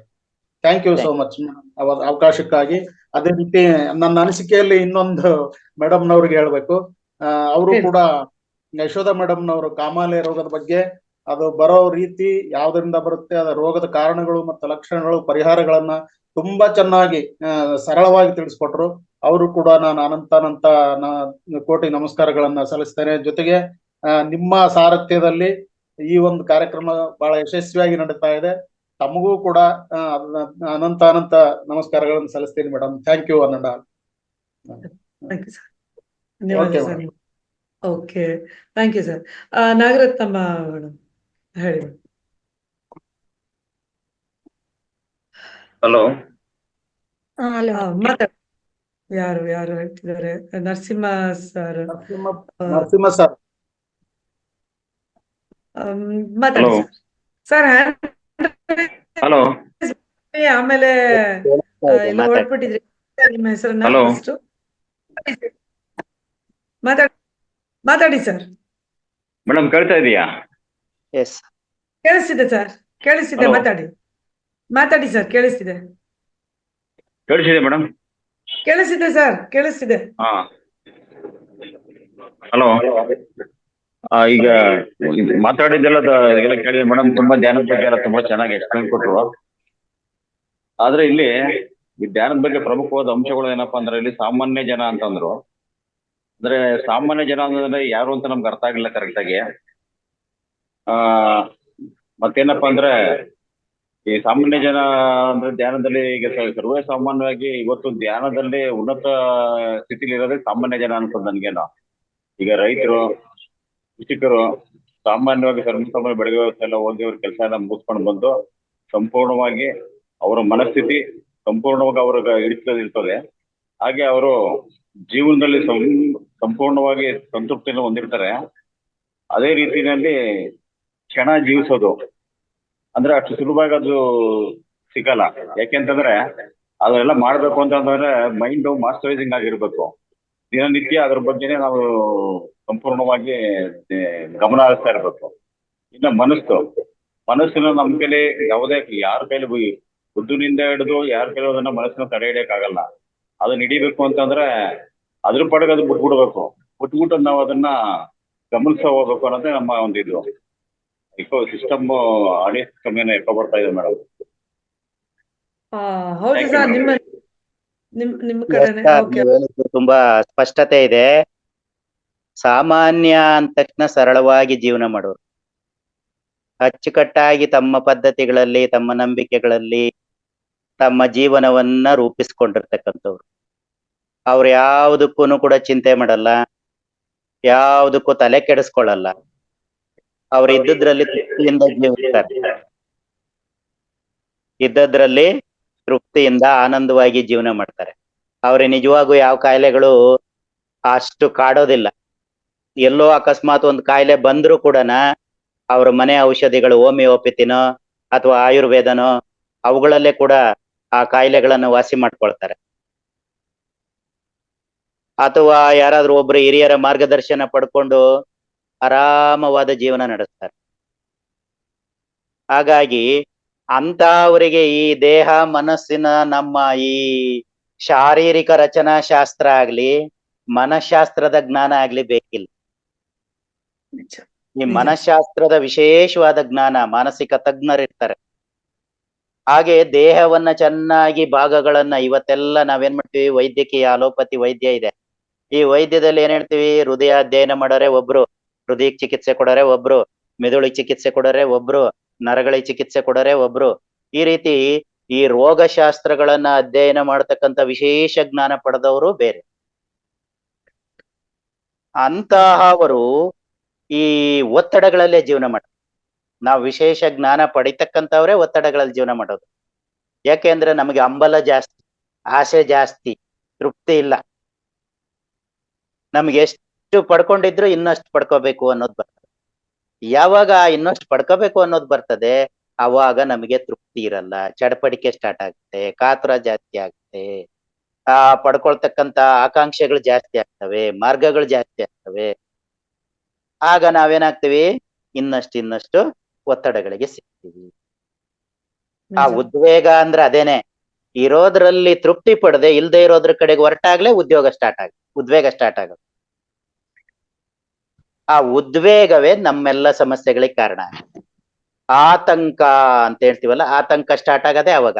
ನಾವು ಮಾಡೋ ಕೆಲಸ ಸರಿಯಾಗಿ ಆಗ್ಲಿಲ್ಲ ಅಂದ್ರೆ ಅಯ್ಯೋ ಏನಾಗ್ತದೆ, ಅಯ್ಯೋ ತಪ್ಪ, ಇಲ್ಲಿ ಕುಗ್ಗಿ ಹೋಗ್ಬಿಡ್ತೀವಿ. ಅಂತ ಆತಂಕಗಳೇ ನಮ್ಮ ಈ ಎಲ್ಲ ಸಮಸ್ಯೆಗಳಿಗೆ ಕಾರಣ. ಏನಾದ್ರೂ ಆಗ್ಲಿ, ನಮ್ ಕೆಲಸ ನಾವು ಮಾಡೋಣ ಅನ್ನುವಂತ ಭಾವನೆಯಲ್ಲಿ ನಾವು ಮಾಡ್ತಾ ಇದ್ರೆ, ಆ ಕೆಲಸದ ಫಲದ ಬಗ್ಗೆ ಯೋಚನೆ ಮಾಡದೆ ನಾವು ತೃಪ್ತಿಯಿಂದ ಕೆಲಸ ಮಾಡಿದ್ರೆ ಯಾವ ಕಾಯಿಲೆ ಬರ್ತದೆ? ನಾವೇನ್ ಮಾಡ್ತೀವಿ, ಫಲ ಯೋಚನೆ ಮಾಡ್ತೀವಿ, ಗುರಿ ಮುಟ್ಬೇಕು ಅಂತ ಯೋಚನೆ ಮಾಡ್ತೀವಿ. ಏನ್ ಸರ್? ಅಂತ ಸಂದರ್ಭದಲ್ಲೆಲ್ಲ ಅನಾರೋಗ್ಯದ ಸಮಸ್ಯೆಗಳು ಬರ್ತವೆ. ನಿಜ. ಅದು ಬಿಟ್ಬಿಟ್ಟು ನಾವು ಸಾಮಾನ್ಯವಾಗಿ, ಸರಳವಾಗಿ, ಸಹಜವಾಗಿ ನಮ್ ಪಾಡಿ ನಾವು ಯಾವ ಯೋಚನೆ ಇಲ್ದೆ ನಮ್ ಕೆಲ್ಸಗಳನ್ನ ನಾವು ಮಾಡ್ಕೊಳ್ತಾ ಇದೀವಿ ಅಂತ ಹೇಳಿದ್ರೆ ಆರಾಮದಾಯಕವಾಗಿ. ಹೌದು ಸರ್, ನಿಜ ನಿಜವಾಗ ನಿಜ. ತೃಪ್ತಿದಾಯಕ ಜೀವನ ಅದು. ಹೌದು. ಸೊ ಇದು ಸಾಮಾನ್ಯ ಜನ ಅಂತಂದ್ರೆ ಸಾಮಾನ್ಯರಾಗಿ ಬದುಕುವಂಥದ್ದು ಅಂತ ಚೆನ್ನಾಗಿ ಹೇಳಿದ್ರಿ ಸರ್. ನರಸಿಂಹ ಸರ್, ಧನ್ಯವಾದ ಸರ್ ನಿಮ್ಗೆ. ಓಕೆ, ನೆಕ್ಸ್ಟ್ ನಾಗರತ್ನಮ್ಮ ಮೇಡಮ್ ಮಾತಾಡಿ ಮೇಡಮ್. ನಮಸ್ತೆ ಮೇಡಮ್. ನಮಸ್ತೆ ಗುರುಗಳೇ. ನಮಸ್ತೆ. ನೋಡ್ರಿ, ನಾನ್ ಕೇಳ್ಬೇಕಾದ ಕ್ವಶನ್ ಎಲ್ಲ ಬೇರೆಯವ್ರು ಕೇಳೋದ್ರನ್ನ ಅರ್ಥ ಮಾಡ್ಕೊಂಡ್ರೆ ನಮ್ಗೆ ಅದ್ರಲ್ಲೇ ಆನ್ಸರ್ ಸಿಕ್ಕಿರುತ್ತೆ ಅನ್ಕೋತೀನಿ. ಬೇರೆಯವ್ರದೆಲ್ಲ ನಾವು ಸ್ವಲ್ಪ ನಿಗಾ ಇಟ್ಟು ಕೇಳ್ಬೇಕಷ್ಟೇ. ಮನ್ಸಿಟ್ಟು ಕೇಳ್ಕೊಂಡ್ರೆ ಅದ್ರಲ್ಲೇ ನಮ್ಗೆ ಆನ್ಸರ್ ಸಿಕ್ಕಿರುತ್ತೆ. ಏನಪ್ಪಾ ಅಂದ್ರೆ ಮನಸ್ಸಿಗೂನು ಆಸೆಗಳೇ ದುಃಖಕ್ಕೆ ಕಾರಣ ಅಂತಾರಲ್ವಾ, ಅದೇ ತರ ಆಸೆ ಇವ್ರು ಹೇಳದ್ ನೋಡಿದ್ರೆ ಆಸೆಗಳು ಇಟ್ಕೊಂಡಿರ್ತೀವಿ, ಅದ್ ಈಡೇರ್ತಾ ಇದ್ದಾಗ ಮನ್ಸು ಕೆಡುತ್ತೆ. ಅದು ಅನ್ಕೊಂಡೆ ಈಗ. ಅದು ನಾನು ಇವ್ರು ಹೇಳಿದ್ಮೇಲೆ ನನಗೆ ಇದಾಯ್ತು. ಅದೇ ನಮ್ದು ಮನ್ಸು ಸ್ವಲ್ಪ ಮಾನಸಿಕವಾಗಿ ಕುಗ್ಗೋದು ಅಂತಾರಲ್ಲ, ಮಾನಸಿಕವಾಗಿ ಕುಗ್ಬಿಟ್ಟಿರ್ತೀವಲ್ಲ, ಅದಕ್ಕೆ ಯಾಕೆ ಕಾರಣ ಏನು, ನಮ್ಗೊಂಥರ ಏನೋ ಅನ್ಕೊಂಡಿರ್ತೀವಿ, ಅದಾಗ್ಲಿಲ್ಲ ಅಂದಾಗ ನಾವು ಅವ್ರು ಹೇಳಿದ್ರಲ್ಲ, ಇವಾಗ ನಾವೇನೋ ಆಸೆ ಪಡ್ದೆ ಯಾವ್ದನ್ನು ನಾವು ಪ್ರತಿಫಲ ಅಪೇಕ್ಷೆ ಇಲ್ಲದೆ ಮಾಡ್ಕೊಂಡಾಗ ಅದೇ ಸರಿ ಹೋಗುತ್ತೆ ಅಂತ ಹೇಳಿದ್ರು. ನಾನ್ ಕೇಳ್ಬೇಕು. ಮಾನಸಿಕವಾಗಿ ಕುಗ್ಗಬಾರದು, ಧೈರ್ಯ ಬೆಳೆಸ್ಕೋಬೇಕು. ಆ ಧೈರ್ಯ ಕೊಡ್ತಕ್ಕಂತ ಪ್ರೀತಿ ಪಾತ್ರರ ಜೊತೆ ಮಾತಾಡ್ರಿ, ಇಲ್ಲ ಒಳ್ಳೆ ಹಾಡುಗಳನ್ನು ಕೇಳ್ರಿ, ಒಳ್ಳೆ ಧೈರ್ಯ ಕೊಡುವಂತ, ಉತ್ಸಾಹ ತುಂಬುವಂತ ಸ್ಪೀಚ್ಗಳು ಕೇಳ್ರಿ. ಅವಾಗ ನಮ್ಮ ಕುಗ್ಗುವಿಕೆ ಹೊರಟೋಗುತ್ತೆ. ಸ್ವಲ್ಪ ಮಾನಸಿಕವಾಗಿ ಸ್ವಲ್ಪ ವೀಕ್ ಆಗಿದ್ದೀನಿ ಅನ್ನಿಸ್ತದೆ ಈಗ. ಒಂದು 6 ತಿಂಗಳಿಂದ ತುಂಬಾನೇ ಮನ್ಸು ತುಂಬಾ ಬೇಜಾರಾಗಿ ಏನೇನೋ ಒಂಥರ ತುಂಬಾ ಕೆಟ್ಟ ಆಲೋಚನೆಗಳೆಲ್ಲ ಮಾಡ್ಕೊಂಡ್ಬಿಟ್ಟಿದ್ದೆ. ಈಗ ನೀವ್ ಹೇಳಿದ್ಮೇಲೆ ಅನ್ಸುತ್ತೆ, ಹೌದು, ನಾನು ಆಸೆ ಪಟ್ಟಿದ್ದಕ್ಕೆ ನನಗೆಲ್ಲ ಈ ತರ ಆಗ್ತಾ ಇದೇನೋ. ನಾನು ಯಾವುದೇ ಬಯಸ್ಬಾರ್ದು ಯಾರಿಂದಾನು. Correct madam. ನಿಜ ನಿಜ. ಒಂದ್ ಮಾತು ಹೇಳ್ಬೇಕು ಅಂತ ಅನ್ನೋದಾದ್ರೆ, ಈ ರೊಮಟೈಡ್ ಆರ್ಥರೈಟಿಸ್ ಬಗ್ಗೆ ನೀವು ಕೇಳಿರ್ಬೋದು. ರೊಮಟೈಡ್ ಆರ್ಥರೈಟಿಸ್ ಅಂತಂದ್ರೆ ನಮ್ಮ ದೇಹದಲ್ಲಿರುವಂತ ಇಮ್ಯೂನ್ ಸಿಸ್ಟಮ್ ಏನಿರುತ್ತೆ ಅದು ನಮ್ಮ ವಿರುದ್ಧನೇ ಕೆಲಸ ಮಾಡುವಂಥದ್ದು ರೊಮಟೈಡ್ ಆರ್ಥರೈಟಿಸ್. ಬರೀ ಮಾನಸಿಕವಾಗಿ ನಾವು ತೊಳಲಾಡ್ತಿರ್ತೀವಿ, ಆ ಥರ ನಮ್ಮ ದೇಹವನ್ನ ಮಾಡ್ಬಿಡುತ್ತೆ ಇದು. ಸೊ ಇದು ಇಷ್ಟೇ, ಸರ್ ಹೇಳ್ದಂಗೆ ದೇಹ ಮತ್ತೆ ಮನಸ್ಸು ಯಾವಾಗ ನಾವು ತುಂಬಾ ಕೆಡಿಸ್ಕೊಂಡು ಒದ್ದಾಡ್ತೀವಿ, ಆಗ ದೇಹಕ್ಕೂ ಕೂಡ ವ್ಯಾಧಿ ಬರುತ್ತೆ ಅನ್ನೋದು. ಹಾಗಾಗಿ ನಮ್ಮ ದೇಹವನ್ನ ನಾವು ಶುಚಿ ರುಚಿ ಎಲ್ಲ ತರ ಇಟ್ಕೊಳ್ಬೇಕು ಅನ್ನೋದಾದ್ರೆ ಮೊದಲು ನಮ್ಮ ಮನಸ್ಸನ್ನ ಸರಿಯಾದ ರೀತಿಯಲ್ಲಿ ಇಟ್ಕೊಳ್ಳುವಂಥದ್ದು ಬಹಳ ಒಳ್ಳೇದು ಅಂತ. ಅದ್ಭುತ ಸರ್. Thank you madam. ದಯವಿಟ್ಟು ನಿಮಗೆ ಏನಾದ್ರು ತುಂಬಾ ಬೇಜಾರಾಯ್ತು ಅಂತಂದ್ರೆ ಸರ್ ಹೇಳ್ದಂಗೆ ಒಳ್ಳೆ ಹಾಡುಗಳು ಕೇಳಿ. ಹಾಡುಗಳು ಬೇಡ ಅನ್ಸಿದ್ರೆ ಅದು ಈ ಹರಟೆ ಕಾರ್ಯಕ್ರಮ ಬರುತ್ತಲ್ಲ ನೋಡಿ, ಅದನ್ನ ನೋಡಿ ಸ್ವಲ್ಪ ನಗ್ಬೋದು. ಇಲ್ಲ ಏನೋ ಬೇಡ, ನಿಮ್ ಪಾಡ ನೀವ್ ನಗ್ತಾ ಇರಿ ಮೇಡಮ್. ಒಂದ್ ರೂಮ್ ನಲ್ಲಿ ಕೂತ್ಕೊಳ್ಳಿ, ಬೇರೆಯವ್ರು ನೋಡಿದ್ರೆ ಏನ್ ಅನ್ಕೋತಾರ ಅನ್ನೋದಾದ್ರೆ ನಿಮ್ ಪಾಡ ನೀವು ನಕ್ಕಿ. ನಾನು ಅದನ್ನೇ ಮಾಡೋದು. ಯಾರು ಏನು ಬೇಕಾರ ಅನ್ಕೊಳ್ಳಿ, ನಾನಿದ್ದೀನಿ, ನನ್ನ ಆತ್ಮದ ಜೊತೆ ನಾನಿದ್ದೀನಿ, ನಂಗೆ ಯಾರು ಜೊತೆ ಬೇಡ. ಸೊ ನಾನೊಬ್ಳೆ ಜೋರ ನಗ್ತೀನಿ, ಹೀಗೆಲ್ಲ ನಗ್ತೀನಿ ಹುಚ್ಚುಚ್ಚಾಗೆ. ಅವಾಗ ಯಾರು ನೋಡಿದ್ರು ಕೂಡ ಯಾರು ನೋಡ್ತಾರ ಬಿಡ್ತಾರ ಬಿಡಿ, ಕೇಳಿಸ್ಕೊಳ್ತಾರ, ಯಾಕೆ ಹುಚ್ಚುಚ್ಚಾಗಾಡ್ತಿದ್ದೆ ಅದು ಹೌದು, ನಂಗೆ ನಗ್ಬೇಕು ಅನ್ಸುತ್ತೆ, ನಗ್ದೆ. ಸರ್ ಅಲ್ವಾ ಸರ್, ನಾನು ಸ್ವಲ್ಪ ಇದಾಗಿ ಹೇಳಿದೆ, ಸಾರಿ, ಕ್ಷಮಿಸಿ ಎಲ್ರಿಗೂ. ಓಕೆ, ಅಷ್ಟೇ ಮೇಡಮ್, ಇನ್ನೇನಿಲ್ಲ ಮೇಡಮ್. ನಾನು ಇದನ್ನ ಈ ಒಂದು ಹಾದಿನಲ್ಲೇ ಇಷ್ಟು ದಿನ ಇದ್ದೆ, ನೀವೇನಂದ್ರಿ ತುಂಬಾ ನಾನು ಒದ್ದಾಡ್ತಿದ್ದೆ ಅನ್ನೋದು, ಯಾಕಂದ್ರೆ ನಂಗೆ ಅರ್ಥ ಆಗತ್ತೆ ನಿಮ್ಮ ಕಷ್ಟ. ಇದೇ ತರ ನಾನು ಇದ್ದೆ ಮೇಡಮ್. ಈಗ ಸುಮಾರು ಒಂದು 8 ತಿಂಗಳಿಂದ ನನಗೆ ಗೊತ್ತು ನಾನ್ ಸೂಪರ್ ಅಷ್ಟೇ. ದಯವಿಟ್ಟು ಕೇಳ್ಕೊಂಡ್ಮೇಲೆ ಸ್ವಲ್ಪ ಧೈರ್ಯ ಬರ್ತಾ ಇದೆ, ಮನ್ಸೆಲ್ಲ ಸ್ವಲ್ಪ ಒಂದು ಇದಕ್ ಬರ್ತಾ ಇದೆ. ಯಾನಿಕ್ ಬಂದ್ಮೇಲೆ ನಮಸ್ತೆ ಮೇಡಮ್, ತುಂಬಾ ಮೇಡಮ್, ಅದ್ಯಾವ್ದು ಬೇಡ ಬೇಡ, ನೆಕ್ಸ್ಟ್ ಮಾತಾಡಕ್ಕೆ ಹೋಗ್ಬೇಡಿ ನೀವು. ಆರಾಮ ಹಾಡ್ ಕೇಳಿ ಖುಷಿಯಾಗಿ ಕುಣ್ದಾಡಿ, ಕುಂಟೆ ಮೇಲೆ ಆಡ್ಬೇಕು ಅನ್ಸಿದ್ರೆ ನೀವು ಆಡಿ, ಯಾರು ಏನ್ ಕೇಳೋರಿಲ್ಲ, ಆಡಿ, ನಮ್ ಪಾಡ ನಾವು ಕುಂಟೆ ಮೇಲೆ ಆಡ ಅಲ್ವಾ. ಸೊ ನಮ್ಗೆ ಇಷ್ಟ ಆಗಿರೋದನ್ನ ಮಾಡ್ಬೇಕು ಮೇಡಮ್, ಅಷ್ಟೇನೆ ಲೈಫ್. ಇನ್ನೊಂದ್ ಏನ್ ಗೊತ್ತಾ, ಯಾರಿಂದ ಏನೋ ಎಕ್ಸ್ಪೆಕ್ಟೇಷನ್ ಇಟ್ಕೋಬೇಡ್ರಿ. ಅವ್ರ ಹೆಂಗ್ ಮಾಡ್ಬೇಕು, ಇವ್ರ ಹಂಗ್ ಮಾಡ್ಬೇಕು, ಅದ್ ನನಗ್ ಕೊಡ್ಬೇಕು, ಇದ್ ನನಗ್ ಕೊಡ್ಬೇಕು, ಅವ್ರ ನೋಡ್ಕೋಬೇಕು, ಇವ್ರ ನೋಡ್ಕೋಬೇಕು, ಆ ಎಕ್ಸ್ಪೆಕ್ಟೇಷನ್ ಬೇಡ. ಏನಿದೆ ಅದ್ರಲ್ಲಿ ತೃಪ್ತರಾಗಿ ಆನಂದವಾಗಿ. ಬೇರೆಯವ್ರಿಗೋಸ್ಕರನೇ ನಾನು ಇಷ್ಟೆಲ್ಲ ಮಾಡಿದ್ರು, ತಿರ್ಗಾ ನನಗೆ ಈ ತರ ಪ್ರತಿಫಲ ಸಿಕ್ತಲ್ಲ ಅಂತ ನಾನು 65 ವರ್ಷ ನೀವು ಆಸೆ ಪಟ್ರಿ, ಸಿಕ್ಕಾಪಟ್ಟೆ ಮ್ಯಾಕ್ಸಿಮಮ್ ಅಲ್ಲ 100%, 200% ಆಸೆ ಪಟ್ರಿ, ಅದಕ್ಕೆ ಮನಸ್ಸು ನೋವಾಗ್ತಿದೆ, ಬಿಟ್ಟಾಕ್ಬಿಡಿ. ನೀವೇನಾದ್ರು ಒಬ್ರಿಗೆ ದುಡ್ಡು ಕೊಟ್ರೆ, ದುಡ್ಡು ಕೊಟ್ಟಿದ್ದೀವಿ ಅಷ್ಟೇ. ಈ ಜನ್ಮದಲ್ಲಿ ನಾನು ಅವ್ರಿಗೆ ದುಡ್ಡು ಕೊಡ್ಬೇಕಾಗಿತ್ತು, ಮುಗ್ದಾಯ್ತು, ಮರ್ತಾಬಿಡಿ. ನಿಮ್ ದುಡ್ಡೇ, ನಿಮ್ ಸಂಪಾದನೆ. ಸರ್ ಏನಂತೀರಾ ಸರ್? ಸಾರಿ, ನೀವಿದ್ದೀರಿ, ನಾನ್ ಮಾತಾಡ್ತಾ ಇದ್ದೀನಿ, ದಯವಿಟ್ಟು ಕ್ಷಮಿಸಿ. ನಮಸ್ತೆ madam. Thank you madam, thank you. ನಿಮ್ಗೆ ಇನ್ನೂ ಏನಾದ್ರು ಮಾತಾಡ್ಬೇಕು ಅನ್ಸಿದ್ರೆ ನೋಡಿ, ನಾವ್ ಎಷ್ಟೊಂದ್ ಜನ ಇದ್ದೀವಿ, ಮಾತಾಡಿ, ಆದ್ರೆ ಫೋನಲ್ಲಿ ಮಾತಾಡೋಣ. ಓಕೆ, ನಮಸ್ಕಾರ. ಆಯ್ತು ಮೇಡಮ್. ಧನ್ಯವಾದ ಸರ್. ರೇವಣ್ಣಪ್ಪ ಸರ್ ಮಾತಾಡಿ ಸರ್.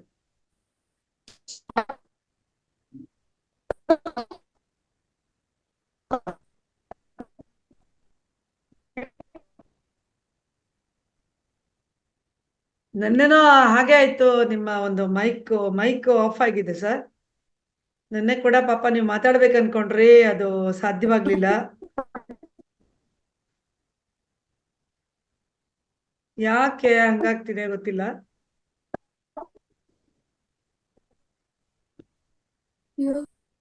ಸೌಂಡ್ ಬರ್ತಾ ಇಲ್ಲ. ಸೌಂಡ್ ಬರ್ತಾ ಇಲ್ಲ ಸರ್. ಅಲ್ಲಿ ಮೋಸ್ಟ್ಲಿ ನಿಮ್ಮ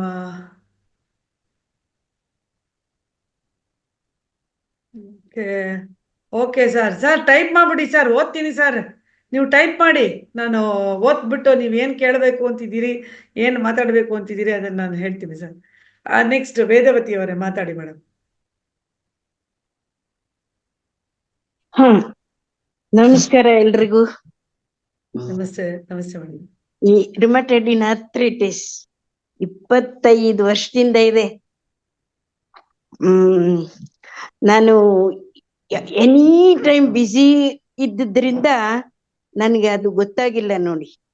ನಾನು ಡಾಕ್ಟರ್ ಹತ್ರ ಹೋದ್ರು ಅವರೇ ಖುಷಿ ಪಡ್ತಾರೆ, ರುಮಟೈಡ್ ಇನ್ ಆರ್ಥ್ರೈಟಿಸ್ ಇಷ್ಟು ಆಕ್ಟಿವ್ ಆಗಿದ್ದೀರಿ ನೀವು ಅಂತೇಳಿ. ನನ್ಗೆ BP ಇಲ್ಲ, ಶುಗರ್ ಇಲ್ಲ, ಏನಿಲ್ಲ, ಆರಾಮಾಗಿದೆ.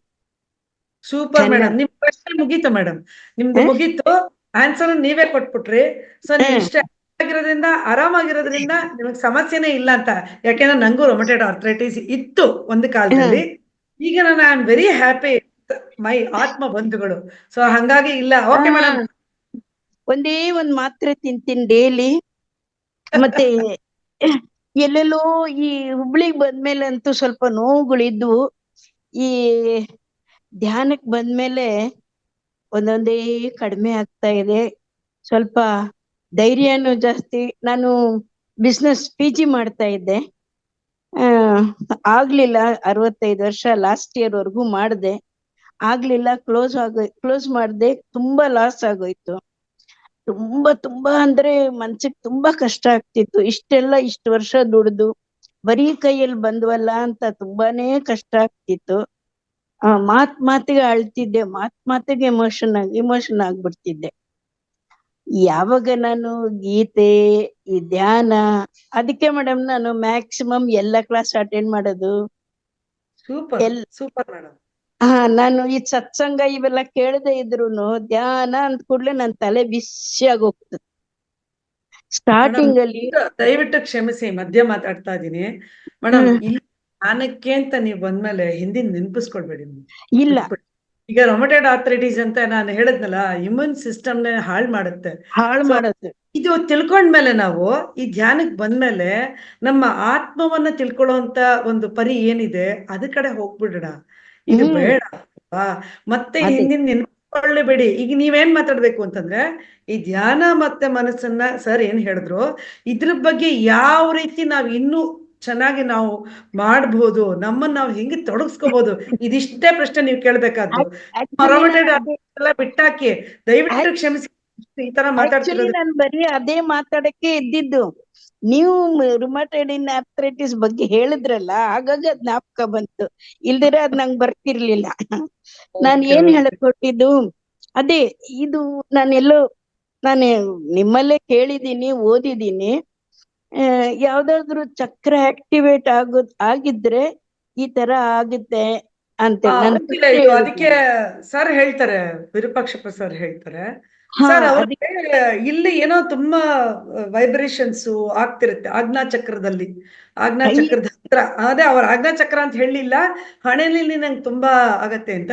ಬಟ್ ನನಗೆ ಅನ್ಸಿತ್ತು ಅವ್ರಿಗೆ ಮೋಸ್ಟ್ ಪ್ರಾಬ್ಲಿ ಆಜ್ಞಾ ಚಕ್ರ ಏನಾದ್ರು ಆಕ್ಟಿವೇಟ್ ಆಗ್ತಿದ್ಯಾ ಅಥವಾ ಅನಾಹತ ಚಕ್ರದಲ್ಲಿ ಇದ್ದಾರಾ ಅನ್ನೋದು ನನಗೆ ಬೇಕಿತ್ತು ಸರ್. ನಿಮ್ಮ ಮೇಡಮ್ ಅದಕ್ಕೆ ಧ್ಯಾನ ಸರ್ ನಮಸ್ತೆ. ಓಕೆ ಮೇಡಮ್, ನಾನ್ ಧ್ಯಾನ ಹೇಳ್ತೀನಿ. ಮಾಡ್ತಾ ಬನ್ನಿ. ಹ್ಮ್. ಎಲ್ಲಿ ನೋವಾಗ್ತಾ ಇದೆ, ಎಲ್ಲಿ ಶಬ್ದ ಅಥವಾ ಸಂವೇದನೆಗಳು ಉಂಟಾಗ್ತಾ ಇದಾವೆ, ಅಲ್ಲಿ ಹೆಚ್ಚು ಕಾನ್ಸಂಟ್ರೇಷನ್ ಕೊಟ್ಟು ಗಮನಿಸ್ರಿ. ಇಲ್ಲಿ ನಿಮಗೆ ನೋವಾಗ್ತಾ ಇದೆ, ಆ ನೋವನ್ನೇ ಗಮನಿಸ್ತಾ ಬನ್ನಿ. ಆ ನೋವನ್ನೇ ಗಮನಿಸ್ತಾ ಗಮನಿಸ್ತಾ ಗಮನಿಸ್ತಾ ಹೋದಾಗ ನಿಮಗೆ ದೃಶ್ಯಗಳು ಕಾಣಿಸುತ್ತೆ. ಆ ದೃಶ್ಯಗಳು ಕಾಣಿಸಿದ್ರೆ ದೃಶ್ಯಗಳನ್ನೇ ಗಮನಿಸ್ತಾ ಹೋಗಿ. ಆ ಗಮನಿಸ್ತಾ ಹೋದಾಗ ನಿಮ್ಗೆ ಅಲ್ಲೇನಾದ್ರೂ ಡೌಟ್ ಬಂದ್ರೆ ಅಲ್ಲೇ ಒಳಗೆ ನಿಮ್ಗೆ ಏನ್ ಪ್ರಶ್ನೆ ಬರುತ್ತೆ ಅದನ್ನ ಕೇಳ್ಕೊಳ್ರಿ. ಅಥವಾ ನಿಮ್ಗೆ ಎಲ್ಲಿಗೆ ಹೋಗ್ಬೇಕು ಅನ್ಸುತ್ತೆ ಅಲ್ಲಿ ಹೇಳ್ರಿ, ಅಲ್ಲಿ ಕರ್ಕೊಂಡು ಹೋಗುತ್ತೆ ಅದು ಆ ದೃಶ್ಯ. ನನ್ಗೆ ಜಾಸ್ತಿ ಏನ್ ಕಾಣಿಸೋದ್ ಗೊತ್ತಾ? ದೀಪಗಳು. ಎಸ್ ಮೇಡಮ್, ಅವನ್ನೇ ನೋಡ್ತಾ ಬರ್ರಿ. ಆ ದೀಪಗಳ ಮೂಲಕ ನಿಮ್ಗೆ ಏನು ಸಂದೇಶ ಸಿಗ್ಬೇಕಿರುತ್ತೆ ಆ ಸಂದೇಶ ಸಿಗುತ್ತೆ. ಈ ಜಾಸ್ತಿ ದೀಪಗಳೇ ಕಾಣೋದು. ಈಗ ಜಸ್ಟ್ 4 ಗಂಟೆ 3:30 ನಾವು ಧ್ಯಾನ ಮಾಡಿದ್ವಲ್ಲ, ಅದ್ರಲ್ಲೂ ಅಷ್ಟೇನೆ ಬರೀ ಒಂದು ವೈಟ್, ಒಂದು ವಜ್ರ, ಈ ಹರಳುಗಳು ಇರ್ತದಲ್ಲ, ಬಿಳಿ ಹರಳುಗಳು, ಶೈನಿಂಗು. ಆಮೇಲೆ ಯಾರೋ ಒಂದು ದೀಪ ಕೊಡ್ತಾ ಇದ್ದಾರೆ, ಹಿತ್ತಾಳೆ ದೀಪ ಸ್ತಂಭ ಬರುತ್ತೆ ನೋಡಿ, ಅದು ಕೊಡ್ತಾ ಇದ್ದಾರೆ ಆ ತರ. ಆಮೇಲೆ ದೇವ್ರ ಮನೆಯಲ್ಲಿ ಚೆನ್ನಾಗಿ 2 ಜ್ಯೋತಿ, ದೀಪನೂ ಅಲ್ಲ, ಬರೀ ಉರಿಯುತ್ತಲ್ಲ, ಬರೀ ಬತ್ತಿ, ಅದು ಮಾತ್ರ ಕಾಣ್ತದೆ. ಎಸ್ ಮೇಡಮ್, ಅದನ್ನ ಗಮನಿಸ್ತಾ ಹೋಗಿ ಮೇಡಮ್. ಮತ್ತೆ ಈ ಹಿಂದ್ಗಡೆ ನಾವು ಇದು ಜಡೆ ಹಾಕ್ತೀವಲ್ಲ, ಅಲ್ಲೂ ಟೈಟ್ ಫೀಲ್ ಆಗುತ್ತೆ, ಹಿಡ್ದಂಗಾಗತ್ತೆ. ಹಾ. ನನ್ನ ಅನುಭವ ಸರ್, ದಯವಿಟ್ಟು ಕ್ಷಮಿಸಿ ಸರ್, ನನ್ನ ಅನುಭವದ ಪ್ರಕಾರ ನಮ್ಮ ಅಕ್ಕನ ಮಗಳಿಗೆ ಹೀಗೆ ಆಗ್ತಾ ಇತ್ತು. ಎಲ್ಲ ಹಿಡ್ಕೊಂಡು, ಜುಟ್ಟೆಲ್ಲ ಹಿಡ್ಕೊಂಡು ಹಿಂಗೆ ಎಳ್ದಂಗೆ ಅನುಭವ ಆಗ್ತಿತ್ತು. ಸ್ಟ್ರೆಸ್ ಅನ್ನೋ ಕಾರಣಕ್ಕೆ ಹಂಗಾಗ್ಬೋದು ಅಂತ ನಾನು ಕೇಳಲ್ಪಟ್ಟಿರೋದು. ಏನಂತ ಆಮೇಲೆ ತಲೆ ಒಳಗಡೆ ಎಲ್ಲ ಏನೋ ಒಂಥರ ಇರುವೆಗಳು ಓಡಾಡ್ದಂಗೆ, ಮತ್ತೆ ಈ ಸಣ್ಣ ತಂತಿ ಬರ್ತದ ನೋಡಿ, ಸಣ್ಣದು, ಅದೆಲ್ಲ ಮುಖದ ಮೇಲೆಲ್ಲ ಓಡಾಡ್ದಂಗ ಆಗುತ್ತೆ. ಇಲ್ಲ ಮೇಡಮ್, ಕಾಸ್ಮಿಕ್ ಎನರ್ಜಿ ಚೆನ್ನಾಗಿ ನಿಮ್ಮೊಳಗೆ ಬರ್ತಾ ಇದೆ. ಅದು ನಿಮ್ಮ ನರನಾಡಿಗಳನ್ನೆಲ್ಲ ಶುದ್ಧಿ ಮಾಡ್ತಾ ಅದ್ರೊಳಗಿರೋ ಶಕ್ತಿಯನ್ನ ಆಕ್ಟಿವೇಟ್ ಮಾಡ್ತಾ ಇದೆ. ಹೋಗಿ ಅಲ್ಲಿರೋ ಸಮಸ್ಯೆ ಕ್ಲಿಯರ್ ಆಗುತ್ತೆ. ಒಳಗಡೆ ಏನಾದ್ರು ಸಮಸ್ಯೆ ಇದ್ದಾಗ ಅದು ಆ ರೀತಿ ನೋವುಗಳಾಗಿ ಅಥವಾ ಒಂದು ಕ್ರಿಯಾತ್ಮಕವಾಗಿ ಕಾಣಿಸ್ಕೊಳ್ತವೆ. ಅದನ್ನ ಗಮನಿಸ್ತಾ ಹೋದಾಗ ನಿಮ್ಗೆ ಅದ್ರೊಳಗಿಂದ ಸಂದೇಶ ಬರುತ್ತೆ. ಅದನ್ನ ಗಮನಿಸ್ತಾ ಬರ್ರಿ, ಅಲ್ಲಿ ಎಚ್ಚರವಾಗಿರಿ ಅಷ್ಟೇ. ಎಚ್ಚರದಿಂದ ಗಮನಿಸ್ತಾ ಬನ್ನಿ, ಅಲ್ಲಿ ಏನಾಗ್ಬೇಕು, ಏನ್ ಮಾಡ್ಬೇಕು, ನಿಮ್ಮೊಳಗೆ ಉತ್ತರ ಸಿಗುತ್ತೆ. ನಾವ್ ಯಾರು ಹೇಳಿದ್ರು ಕೂಡ ನಾವು ಮಾರ್ಗದರ್ಶನ ಮಾಡ್ದಂಗ ಅಷ್ಟೇ. ಆದರೆ ನಿಮಗೆ ಸತ್ಯ ಯಾವಾಗ ಗೊತ್ತಾಗುತ್ತೆ ಅಂದ್ರೆ ಅದನ್ನ ಗಮನಿಸ್ತಾ ಹೋದಾಗ ನಿಮ್ಮೊಳಗ್ ಬರೋ ಸಂದೇಶನೇ ಸತ್ಯ. ಅದನ್ನ ಗಮನಿಸ್ತಾ ಹೋದಾಗ ತಿಳಿತೀರಾ. ನಾನು ಈಗೊಂದು 6-7 ತಿಂಗಳಿಂದಾನೇ ಸ್ಟಾರ್ಟ್ ಮಾಡಿರೋದು ಧ್ಯಾನ ಮಾಡೋದು. ನಾನು ಸ್ಟಾರ್ಟ್ ಮಾಡಿ ಒಂದು 3 ತಿಂಗಳಿಗೆನೆ ನನ್ಗೆ ಈ ENT ಪ್ರಾಬ್ಲಮ್ ತುಂಬಾ ಇತ್ತು. ಅಂದ್ರೆ ಈ ಕಣ್ಣು, ಮೂಗು, ಕಿವಿ, ನಂಗೆ ಸ್ವಲ್ಪ ಗಂಟ್ಲು ತುಂಬಾ ಪ್ರಾಬ್ಲಮ್ ಇತ್ತು. ನಾ ಅನ್ಕೊಂಡೇ ಕುತ್ಕೊಳ್ತಿದ್ದೆ. ಒಂದ್ ದಿವಸ ಏನಾಯ್ತು, ಯಾರೋ ಒಂದು ಹೆಬ್ಬೆರಳು ಈ ಆಜ್ಞಾ ಚಕ್ರದಲ್ಲಿ ಇಟ್ಟು ಚೆನ್ನಾಗಿ ಪ್ರೆಸ್ ಮಾಡಿದ್ರು ನೋಡಿ. ಈ ಮುಖದ ಮೇಲಿದ್ ಎಲ್ಲ ನರ ಎಲ್ಲ ಎಳ್ಕೊಂಬಂದ್ಬಿಡ್ತು ನೋಡಿ. ಎಳ್ಕೊಂಬಂದು ಆ ಕಣ್ಣು ಸರಿ ಹೋಯ್ತು. ಈ ಕಿವಿಯಲ್ಲಿ ಯಾವಾಗ್ಲೂ 24 ಗಂಟೆ ಹತ್ತಿ ಇಡುತ್ತಿದ್ದೆ, ಇವಾಗ ಇಡೋದಿಲ್ಲ ನಾನು. ಮತ್ತೆ ಈ ಗಂಟ್ಲಲ್ಲೂ ಅಷ್ಟೇನೆ ಏನೋ ಸಿಕ್ಕಾಕೊಂಡಂಗ್ ಇರ್ತಿತ್ತು. ನನ್ಗೆ ಏನ್ ತಿಂದ್ರು ಫಸ್ಟ್ ಕೆಮ್ಮು ಬರೋದು. ಈಗ ನೋಡಿ ಅವೆಲ್ಲ ಏನಿಲ್ಲ, ಕ್ಲಿಯರ್ ಇದೆ. ಎಲ್ಲ ಕ್ಲಿಯರ್ ಆಗಿದೆ ಮೇಡಮ್. ಎಲ್ಲ ಕ್ಲಿಯರ್. ಕಣ್ಣಲ್ಲಿ ನೀರ್ ಬರ್ತಿತ್ತು ಅವಾಗ. ಅದೆಲ್ಲ ಇವಾಗಿಲ್ಲ, ಫ್ರೆಶ್ ಆಗಿರುತ್ತೆ. ಎಸ್ ಮೇಡಮ್, ಧ್ಯಾನದ ಶಕ್ತಿ ಆ ತರ ಎಲ್ಲವನ್ನು. ಓಕೆ ಮೇಡಮ್, ಧನ್ಯವಾದ ನಿಮ್ಗೆ. ಓಕೆ, ಶಿವಕುಮಾರ್ ಸರ್ ಮಾತಾಡಿ ಸರ್. ಮೇಡಮ್ ಅವ್ರೆ ನಮಸ್ಕಾರ. ಎಲ್ಲ ಆತ್ಮ ಬಂಧುಗಳೇ ನಮಸ್ಕಾರ ರೀ. ನಮಸ್ತೆ ಸರ್. ಮೇಡಮ್ ಅವ್ರೆ, ನಾನ್ ನಿಮ್ಗೆ ಒಂದ್ಸತಿ ಗಣಗಾಪುರ ಅಂತ ಹೇಳಿದ್ದೆ. ಗಣಗಾಪುರ ಬಂದಿದ್ದೆ, ಇಲ್ಲೆಲ್ಲ ಪಾರಾಯಣ ಮಾಡ್ತಾ ಇದ್ದಾರೆ. ಒಂದ್ ಸ್ವಲ್ಪ ನಿಮ್ಗೆ ತೋರ್ಸ್ಬೇಕಂತೇಳಿ ಇಚ್ಛೆ ಆಗಿದೆ ಎಲ್ಲ ಆತ್ಮ ಬಂಧುಗಳಿಗೆ. ಪಾರಾಯಣ ಹೆಂಗ್ ಮಾಡ್ತಾರ ಅಂತೇಳಿ ಒಂದ್ ಸ್ವಲ್ಪ ಎಲ್ಲರೂ ನೋಡ್ಬೇಕಂತೇಳಿ ಒಂದು ವಿನಂತಿ ಇದೆ. ಓಕೆ ಸರ್, 1-2 ನಿಮಿಷ ಸರ್. ಓ ಸೂಪರ್, ಅದ್ಭುತ.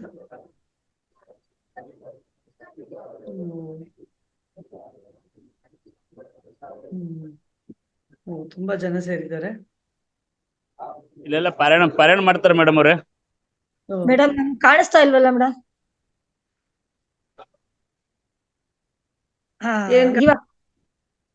ಓಕೆ ಮೇಡಮ್, 1 ನಿಮಿಷ.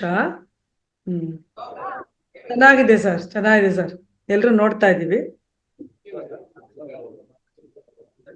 ಓಕೆ, ಚೆನ್ನಾಗಿ ನಡೀತಾ ಇದೆ. ಧನ್ಯವಾದ ಸರ್. ನಾನು ನಿಮ್ ಜೊತೆ ಒಂದ್ಸತಿ ಕಾಂಟ್ಯಾಕ್ಟ್ ಮಾಡಿದ್ದೆ ಸರ್ ಫೋನಲ್ಲಿ, ಗಣಗಾಪುರ್ಗೆ ಅಂತೇಳಿ. ಅದೇ ಸರ್, ಇಲ್ಲಿಗೆ ತಿಂಗಳ ಬರ್ತೀನಿ ಸರ್. ಗಾಣಗಾಪುರನ ಸರ್ ಅದು? ಗಣಗಾಪುರ ಸರ್, ಗಣಗಾಪುರ. ಗುಲ್ಬರ್ಗ ಜಿಲ್ಲೆ. ಗುಲ್ಬರ್ಗ ಜಿಲ್ಲೆ ಸರ್. ಸರ್ ಧನ್ಯವಾದಗಳು.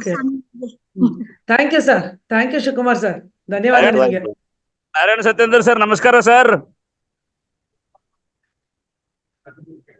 ನಮಸ್ಕಾರ ಮಾಡಿದ್ರು.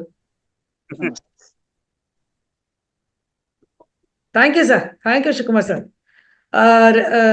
ರೇವಣಪ್ಪ ಸರ್ ಮಾತಾಡಿ ಸರ್, ಇವಾಗ ಕೇಳಿಸ್ತಿದ್ಯಾ? ಏನು ಪ್ರಾಬ್ಲಮ್ ಆಗಿದೆ ಸರ್? ನಿಮ್ ಮಕ್ಕಳು ಮೊಮ್ಮಕ್ಕಳು ಯಾರ ಹತ್ರ ಆದ್ರೂ ನೀವು ನೋಡ್ಲಿಕ್ಕೆ ಹೇಳಿ ಸರ್. ನಾಳೆ ಡೆಫಿನೆಟ್ಲಿ ನೀವು ಮಾತಾಡ್ತೀರಾ. ಹೇಳಿ ಅಲ್ಲಿ ಏನಾಗ್ತಿದೆ ಗೊತ್ತಾಗ್ತಿಲ್ಲ ನಮ್ಗಳಿಗೆ. ಪಾಪ ಮೂಗ್ ಭಾಷೆ ಆಗೋಯ್ತು, ಏನ್ ಮಾಡುತ್ತೆ ಸರ್? ಜೂಮ್ ಆಪ್ ಅಲ್ಲಿ ಏನೋ ಮ್ಯೂಸಿಕ್ ಸೌಂಡ್ ವೇರಿಯೇಷನ್ ಇರುತ್ತೆ, ಚೆಕ್ ಮಾಡ್ಕೊಳ್ಳಿ. ಹೌದೌದು ಸರ್, ನಾಳೆ ಮಾತಾಡಿ ಡೆಫಿನೆಟ್ ಆಗಿ. Thank you. Okay, Nagarathnamma madam ಮಾತಾಡಿ.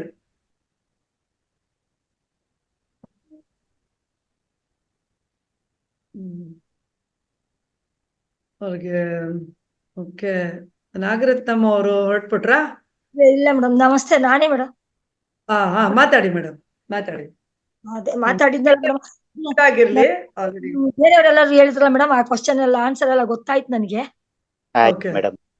ಜೊತೆಗೆ ಏನಪ್ಪಾ ಅಂದ್ರೆ, ಅವರು ಆ ಮೇಡಮ್ ಹೇಳಿದ್ರಲ್ವಾ, ಆಜ್ಞಾ ಚಕ್ರ ಆಕ್ಟಿವೇಟ್ ಆದಾಗ ಅದು ನೋವೆಲ್ಲ ಬರುತ್ತೆ. ನನ್ನ ಮಗಳೊಬ್ಬಳಿಗೆ ತುಂಬಾನೇ ಈ ತರ ಡಿಪ್ರೆಷನ್ ಹೋದ ತರ ಆಗ್ಬಿಟ್ಟು ನರಗಳೆಲ್ಲ ಟೈಟ್ ಎಳ್ಕೊಳ್ಳೋದು, ಹಣೆ ಹತ್ರ ಎಳ್ಕೊಳ್ಳೋದು, ಒಂದಿನ ತಲೆ ಎಲ್ಲ ಫುಲ್ ಎಲ್ಲ ಎಳ್ದು ಟೈಟ್ ಆಗ್ತಾ ಇದೆ ನನಗೆ ಅಂತೆಲ್ಲ ಹೇಳ್ತಿದ್ಲು. ತುಂಬಾ ನರ ವೀಕ್ ಆಗ್ಬಿಟ್ಟು ತುಂಬಾ ಅವ್ರು ಯೋಚನೆ ಮಾಡಿ ಬೇರೆ ಎಲ್ಲ ಮಾಡಿದಾಗ ಆತರ ಆಗತ್ತೇನೋ ಅಂತ ಅನ್ಕೊಂಡೆ ಅಷ್ಟೇನೆ. ಮತ್ತೆ ನಮ್ಗೆ ಮನಸ್ಸು ಕಾರಣವಲ್ಲ ಪಾಪ ಪುಣ್ಯಕ್ಕೆಲ್ಲ ಅಂತ ಒಂದು ಹಾಡು, ಅದೇ ಭಜನೆಲೆಲ್ಲ ಬರುತ್ತಲ್ಲ, ಆತರ ನಮ್ ಮನ್ಸೇ ಎಲ್ಲದಕ್ಕೂ ಕಾರಣ. ನಾವು ಮನ್ಸನ್ನ ಕರೆಕ್ಟಾಗಿ ಇಟ್ಕೊಂಡ್ರೆ ಅವಾಗ ಎಲ್ಲ ಸರಿ ಹೋಗುತ್ತೆ ಅಂತ ಈ ಸರ್ ಹೇಳಿದ್ದು. ಇನ್ನೂ ಒಂದ್ಸರಿ ಅವ್ರು ಹೇಳಿದ್ದಿನ ವಿಡಿಯೋನ ಮನನ ಮಾಡ್ಕೋಬೇಕು. ಖಂಡಿತ ನೋಡಿ ಮೇಡಮ್, ಇನ್ನ ಒಂದ್ಸರಿ ಇಲ್ಲ 3 ಸರಿಗಿನ್ನ ಜಾಸ್ತಿ ನಾವು ನೋಡ್ಬೇಕು. ನೋಡಿ ಏನೇನ್ ಇದೆಯೋ ಅದ್ರಲ್ಲಿ ಸಾರಾಂಶ ಎಲ್ಲವನ್ನು ನಾವು ತಗೋಬೇಕು. ಎನಿವೆ ಮೇಡಮ್, ಧನ್ಯವಾದ ಮೇಡಮ್ ನಿಮ್ಗೆ. ಧನ್ಯವಾದ. ಇಲ್ಲಿ ಒಂದಷ್ಟು ಜನ ಪ್ರಶ್ನೆಗಳು ಕೇಳಿ ಏನಂದ್ರೆ ಮೇಡಮ್ ಮಲಬದ್ಧತೆಗೆ ಪರಿಹಾರ ತಿಳಿಸಿರಿ ಅಂದ್ಬಿಟ್ಟು ದಯವಿಟ್ಟು ಮ್ಯೂಟ್ ಮಾಡ್ಕೊಳ್ಳಿ.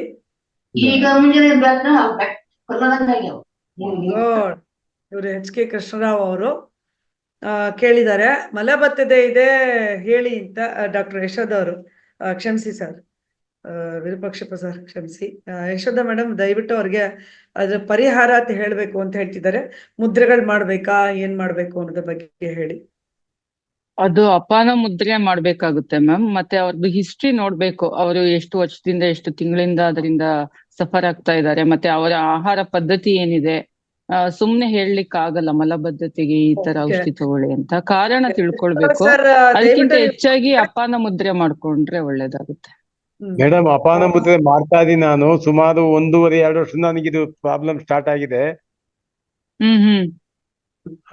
ಸುಮಾರು 2 ವರ್ಷದಿಂದ ಪ್ರಾಬ್ಲಮ್ ಇದೆ. ಅಪಾನ ಮುದ್ರೆ ಬಹಳ ವರ್ಷದಿಂದ ಮಾಡ್ತಾ ಇದೀನಿ. ದಿನಾಲು ಬೆಳಿಗ್ಗೆ ಊಟ ಯಾವ ರೀತಿ ತಗೊಳ್ತೀರಾ ಸರ್ ನೀವು? ಊಟದ ಪದ್ಧತಿ ಹೇಗಿದೆ ನಿಮ್ದು? ಮೇಡಮ್, ಮಧ್ಯಾಹ್ನ ಹೊತ್ತು ಮಿಲೆಟ್ಸ್ ತಗೋತೀನಿ. ಬೆಳಿಗ್ಗೆ ಫೈಬರ್ಸ್ ಇರೋಂತದ್ದು ಹಣ್ಣು ತರಕಾರಿಗಳನ್ನ ಚೆನ್ನಾಗಿ ತಗೊಳ್ಳಿ. ಆಹಾರದಲ್ಲಿ ಫೈಬರ್ಸ್, ಬೀನ್ಸ್ ಜಾಸ್ತಿ ತಗೊಳ್ಳಿ. ಬೆಳಿಗ್ಗೆ ಪ್ರಾಣಾಯಾಮ ಮಾಡ್ತೀನಿ, ಕಪಾಲಭಾತಿ ಮಾಡ್ಲಿ, ಅನುಲೋಮ ವಿಲೋಮ ಮಾಡ್ತೀನಿ, ಆಸನಗಳು ಹಾಕ್ತೀನಿ, ಎಲ್ಲ ಮಾಡ್ತಾ ಇದೀನಿ ಮೇಡಮ್. ಆದ್ರೂ ತೊಂದ್ರೆ ತಪ್ಪಿಲ್ಲ, ಅದಕ್ಕೆ ಕೇಳ್ತಾ ಇದ್ದೀನಿ ಮೇಡಮ್. ಸರ್ ಒಂದೇ ಒಂದು ಸರ್, ನಿಮ್ಗೆ ಡಾಕ್ಟರ್ ಯಶೋಧ ಅವ್ರ ನಂಬರ್ ನೀವು ತಗೊಂಡು ಡೈರೆಕ್ಟ್ ನೀವು ಅವ್ರ ಜೊತೆ ಮಾತಾಡಿ ಸರ್. ಅದಕ್ಕೆ ಸರಿಯಾದ ಒಂದು ಪರಿಹಾರನ ಕೊಡ್ತಾರೆ. ಧನ್ಯವಾದ ಸರ್ ನಿಮ್ಗೆ. ಒಂದೇ ಒಂದು ವಿಷಯ ನಿಮ್ಮನ್ನ ಕೇಳ್ಬೇಕಿತ್ತು ಸರ್. ದಯವಿಟ್ಟು ನೀವು ಯಾರಾದ್ರೂ ಚಿಕ್ಕವರಿದ್ರೆ ಮಮತಾ ಫೌಂಡೇಶನ್ ತಾವು ಬಂದಾಗ ತಮ್ಮನ್ನ ಭೇಟಿಯಾಗಿ ಕೇಳ್ಕೊಂಡಿದ್ದೆ ಮೇಡಮ್ ನಾನು.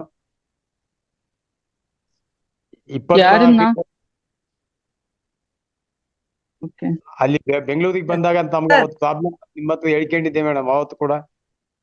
ಓಕೆ ಔಷಧಿ ತಗೊಂಡು ಹೋಗಿದ್ರಿ ಅಂತ ಅನ್ಕೊಳ್ತೀನಿ. ಪ್ಲೀಸ್ ಒಂದ್ ನಿಮಿಷ ಮೇಡಮ್. ಕೃಷ್ಣ ಸರ್, ನಿಮ್ ಮನೇಲಿ ಯಾರು ಚಿಕ್ಕವರಿದ್ರೆ ದಯವಿಟ್ಟು ಮೊಬೈಲ್ ಅನ್ನ ಯಾವ ರೀತಿ ನೀವು ಬಳಸ್ಬೇಕು ಅಂತ ನೀವು ದಯವಿಟ್ಟು ಕೇಳಿ ಸರ್. ಆಗ್ಲೇ ನೀವು ವಿಡಿಯೋ ಆನ್ ಮಾಡ್ಕೊಂಡಿದ್ರಿ, ಅದು ಇಲ್ಲಿ ಝೂಮ್ ಅಂತ ಕ್ಲಾಸ್ಗಳಲ್ಲಿ ಸಾಕಷ್ಟು ಜನ ಇರ್ತಾರೆ, ತಪ್ಪಾಗತ್ತೆ. ದಯವಿಟ್ಟು ಅದನ್ನ ಮಕ್ಕಳ ಹತ್ರ ಕೇಳಿ ನೀವು ತಿಳ್ಕೊಂಡು ನೀವು ಮತ್ತೆ ಝೂಮ್ಗೆ ಅಟೆಂಡ್ ಆಗಿ ಸರ್. ದಯವಿಟ್ಟು ಕ್ಷಮಿಸಿ, ಇಲ್ಲಿ ಮ್ಯೂಟ್ ಮಾಡ್ತಾ ಇದ್ದೀನಿ ನಿಮ್ಮನ್ನ. ನೀವು ಡಾಕ್ಟರ್ ಯಶೋಧ ಅವ್ರ ಹತ್ರ ನೀವು ಔಷಧಿನ ಕೇಳಿ ಸರ್. ಓಕೆ, ಧನ್ಯವಾದ ಸರ್, ಥ್ಯಾಂಕ್ ಯು ಮೇಡಮ್. ಆಮೇಲೆ ಸ್ಕಿನ್ ಡಿಸೀಸ್ಗೆ ಹಾಗೂ ಕಾನ್ಸ್ಟಿಪೇಷನ್ಗೆ ಏನು ಮಾಡಬೇಕು, ಯಾವ ಚಕ್ರದ ದೋಷ ಇರುತ್ತೆ ಅಥವಾ ಏನ್ ಮಾಡಬೇಕು ಅಂತ ಇಲ್ಲಿ ರೇಖಾ KJ ಅವ್ರು ಕೇಳ್ತಿದ್ದಾರೆ. ಅದಕ್ಕೆ ನಿಮ್ಮ ಉತ್ತರ ಏನು? ಸ್ಕಿನ್ ಡಿಸೀಸ್ಗೆ ಮತ್ತೆ ಕಾನ್ಸ್ಟಿಪೇಷನ್ ಈಗಾಗ್ಲೇ ಹೇಳ್ದಂಗೆ ಅಪಾನ ಮುದ್ರೆ ಮತ್ತೆ ಅವ್ರದ್ದು ಊಟದಲ್ಲಿ ಫೈಬರ್ಸ್ ಕಂಟೆಂಟ್ ಜಾಸ್ತಿ ಇರೋಂಥದ್ದನ್ನ ತಗೊಳ್ಬೇಕಾಗುತ್ತೆ. ಸ್ಕಿನ್ ಡಿಸೀಸ್ ಅಲ್ಲಿ ಹಲವಾರು ರೀತಿಯ ಸ್ಕಿನ್ ಡಿಸೀಸ್ ಇರುತ್ತೆ. ಅಲರ್ಜಿಯಿಂದನೂ ಸ್ಕಿನ್ ಡಿಸೀಸ್ ಇರುತ್ತೆ, ಮತ್ತೆ ಯಾವ ತರ ಏನು ಸ್ಕಿನ್ ಪ್ಯಾಚ್ ಇದೆಯಾ, ವೈಟ್ ಪ್ಯಾಚ್ ಇದೆಯಾ, ತಾಮ್ರವರ್ಣದಿದ್ಯಾ, ಆ ತರದ್ದೆಲ್ಲ ಏನು ಸ್ಪೆಸಿಫಿಕ್ ಆಗಿ ಸ್ಕಿನ್ ಡಿಸೀಸ್ ಅದರದ್ದು ಲಕ್ಷಣಗಳು ಬೇಕಾಗುತ್ತೆ ನನ್ಗೆ.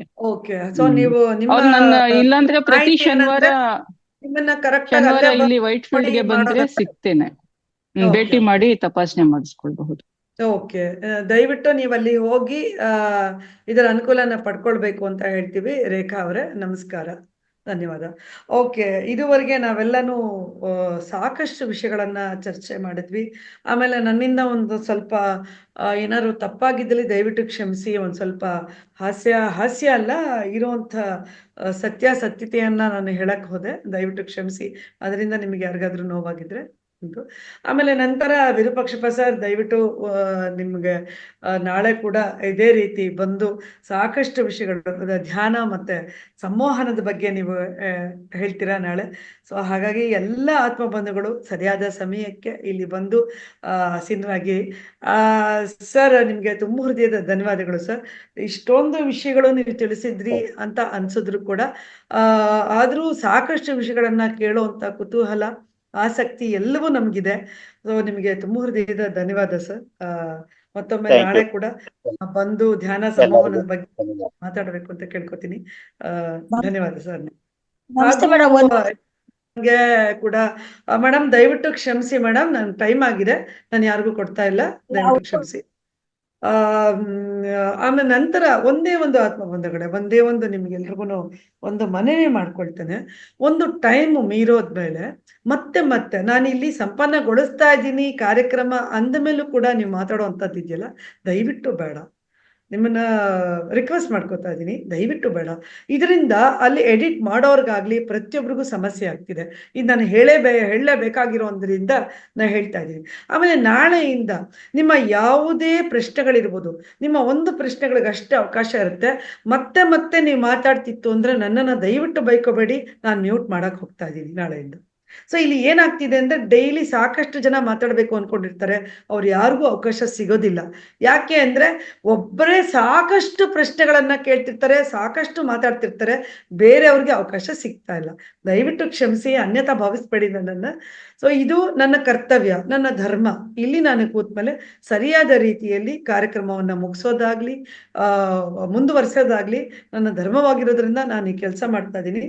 ದಯವಿಟ್ಟು ಕ್ಷಮಿಸಿ ಆತ್ಮೀಯರೇ. ನಾಳೆಯಿಂದ ನಿಮ್ಮ ಏನೇ ಪ್ರಶ್ನೆಗಳಿರ್ಲಿ ಬರ್ಕೊಂಡು ಒನ್ಸ್ ಫಾರ್ ಆಲ್ ಕೇಳಿ. ಮತ್ತೆ ಮತ್ತೆ ಮತ್ತೆ ಅದು ಕೇಳುವಂಥದ್ದು ಆಗೋದು ಬೇಡ ಅಂತ ನಿಮ್ಮಲ್ಲಿ ವಿನಯಪೂರ್ವಕವಾಗಿ ಕೇಳ್ಕೊಳ್ತಾ ಇದ್ದೀನಿ. ದಯವಿಟ್ಟು ಈ ತಪ್ಪು ನಾಳೆಯಿಂದ ಆಗೋದು ಬೇಡ.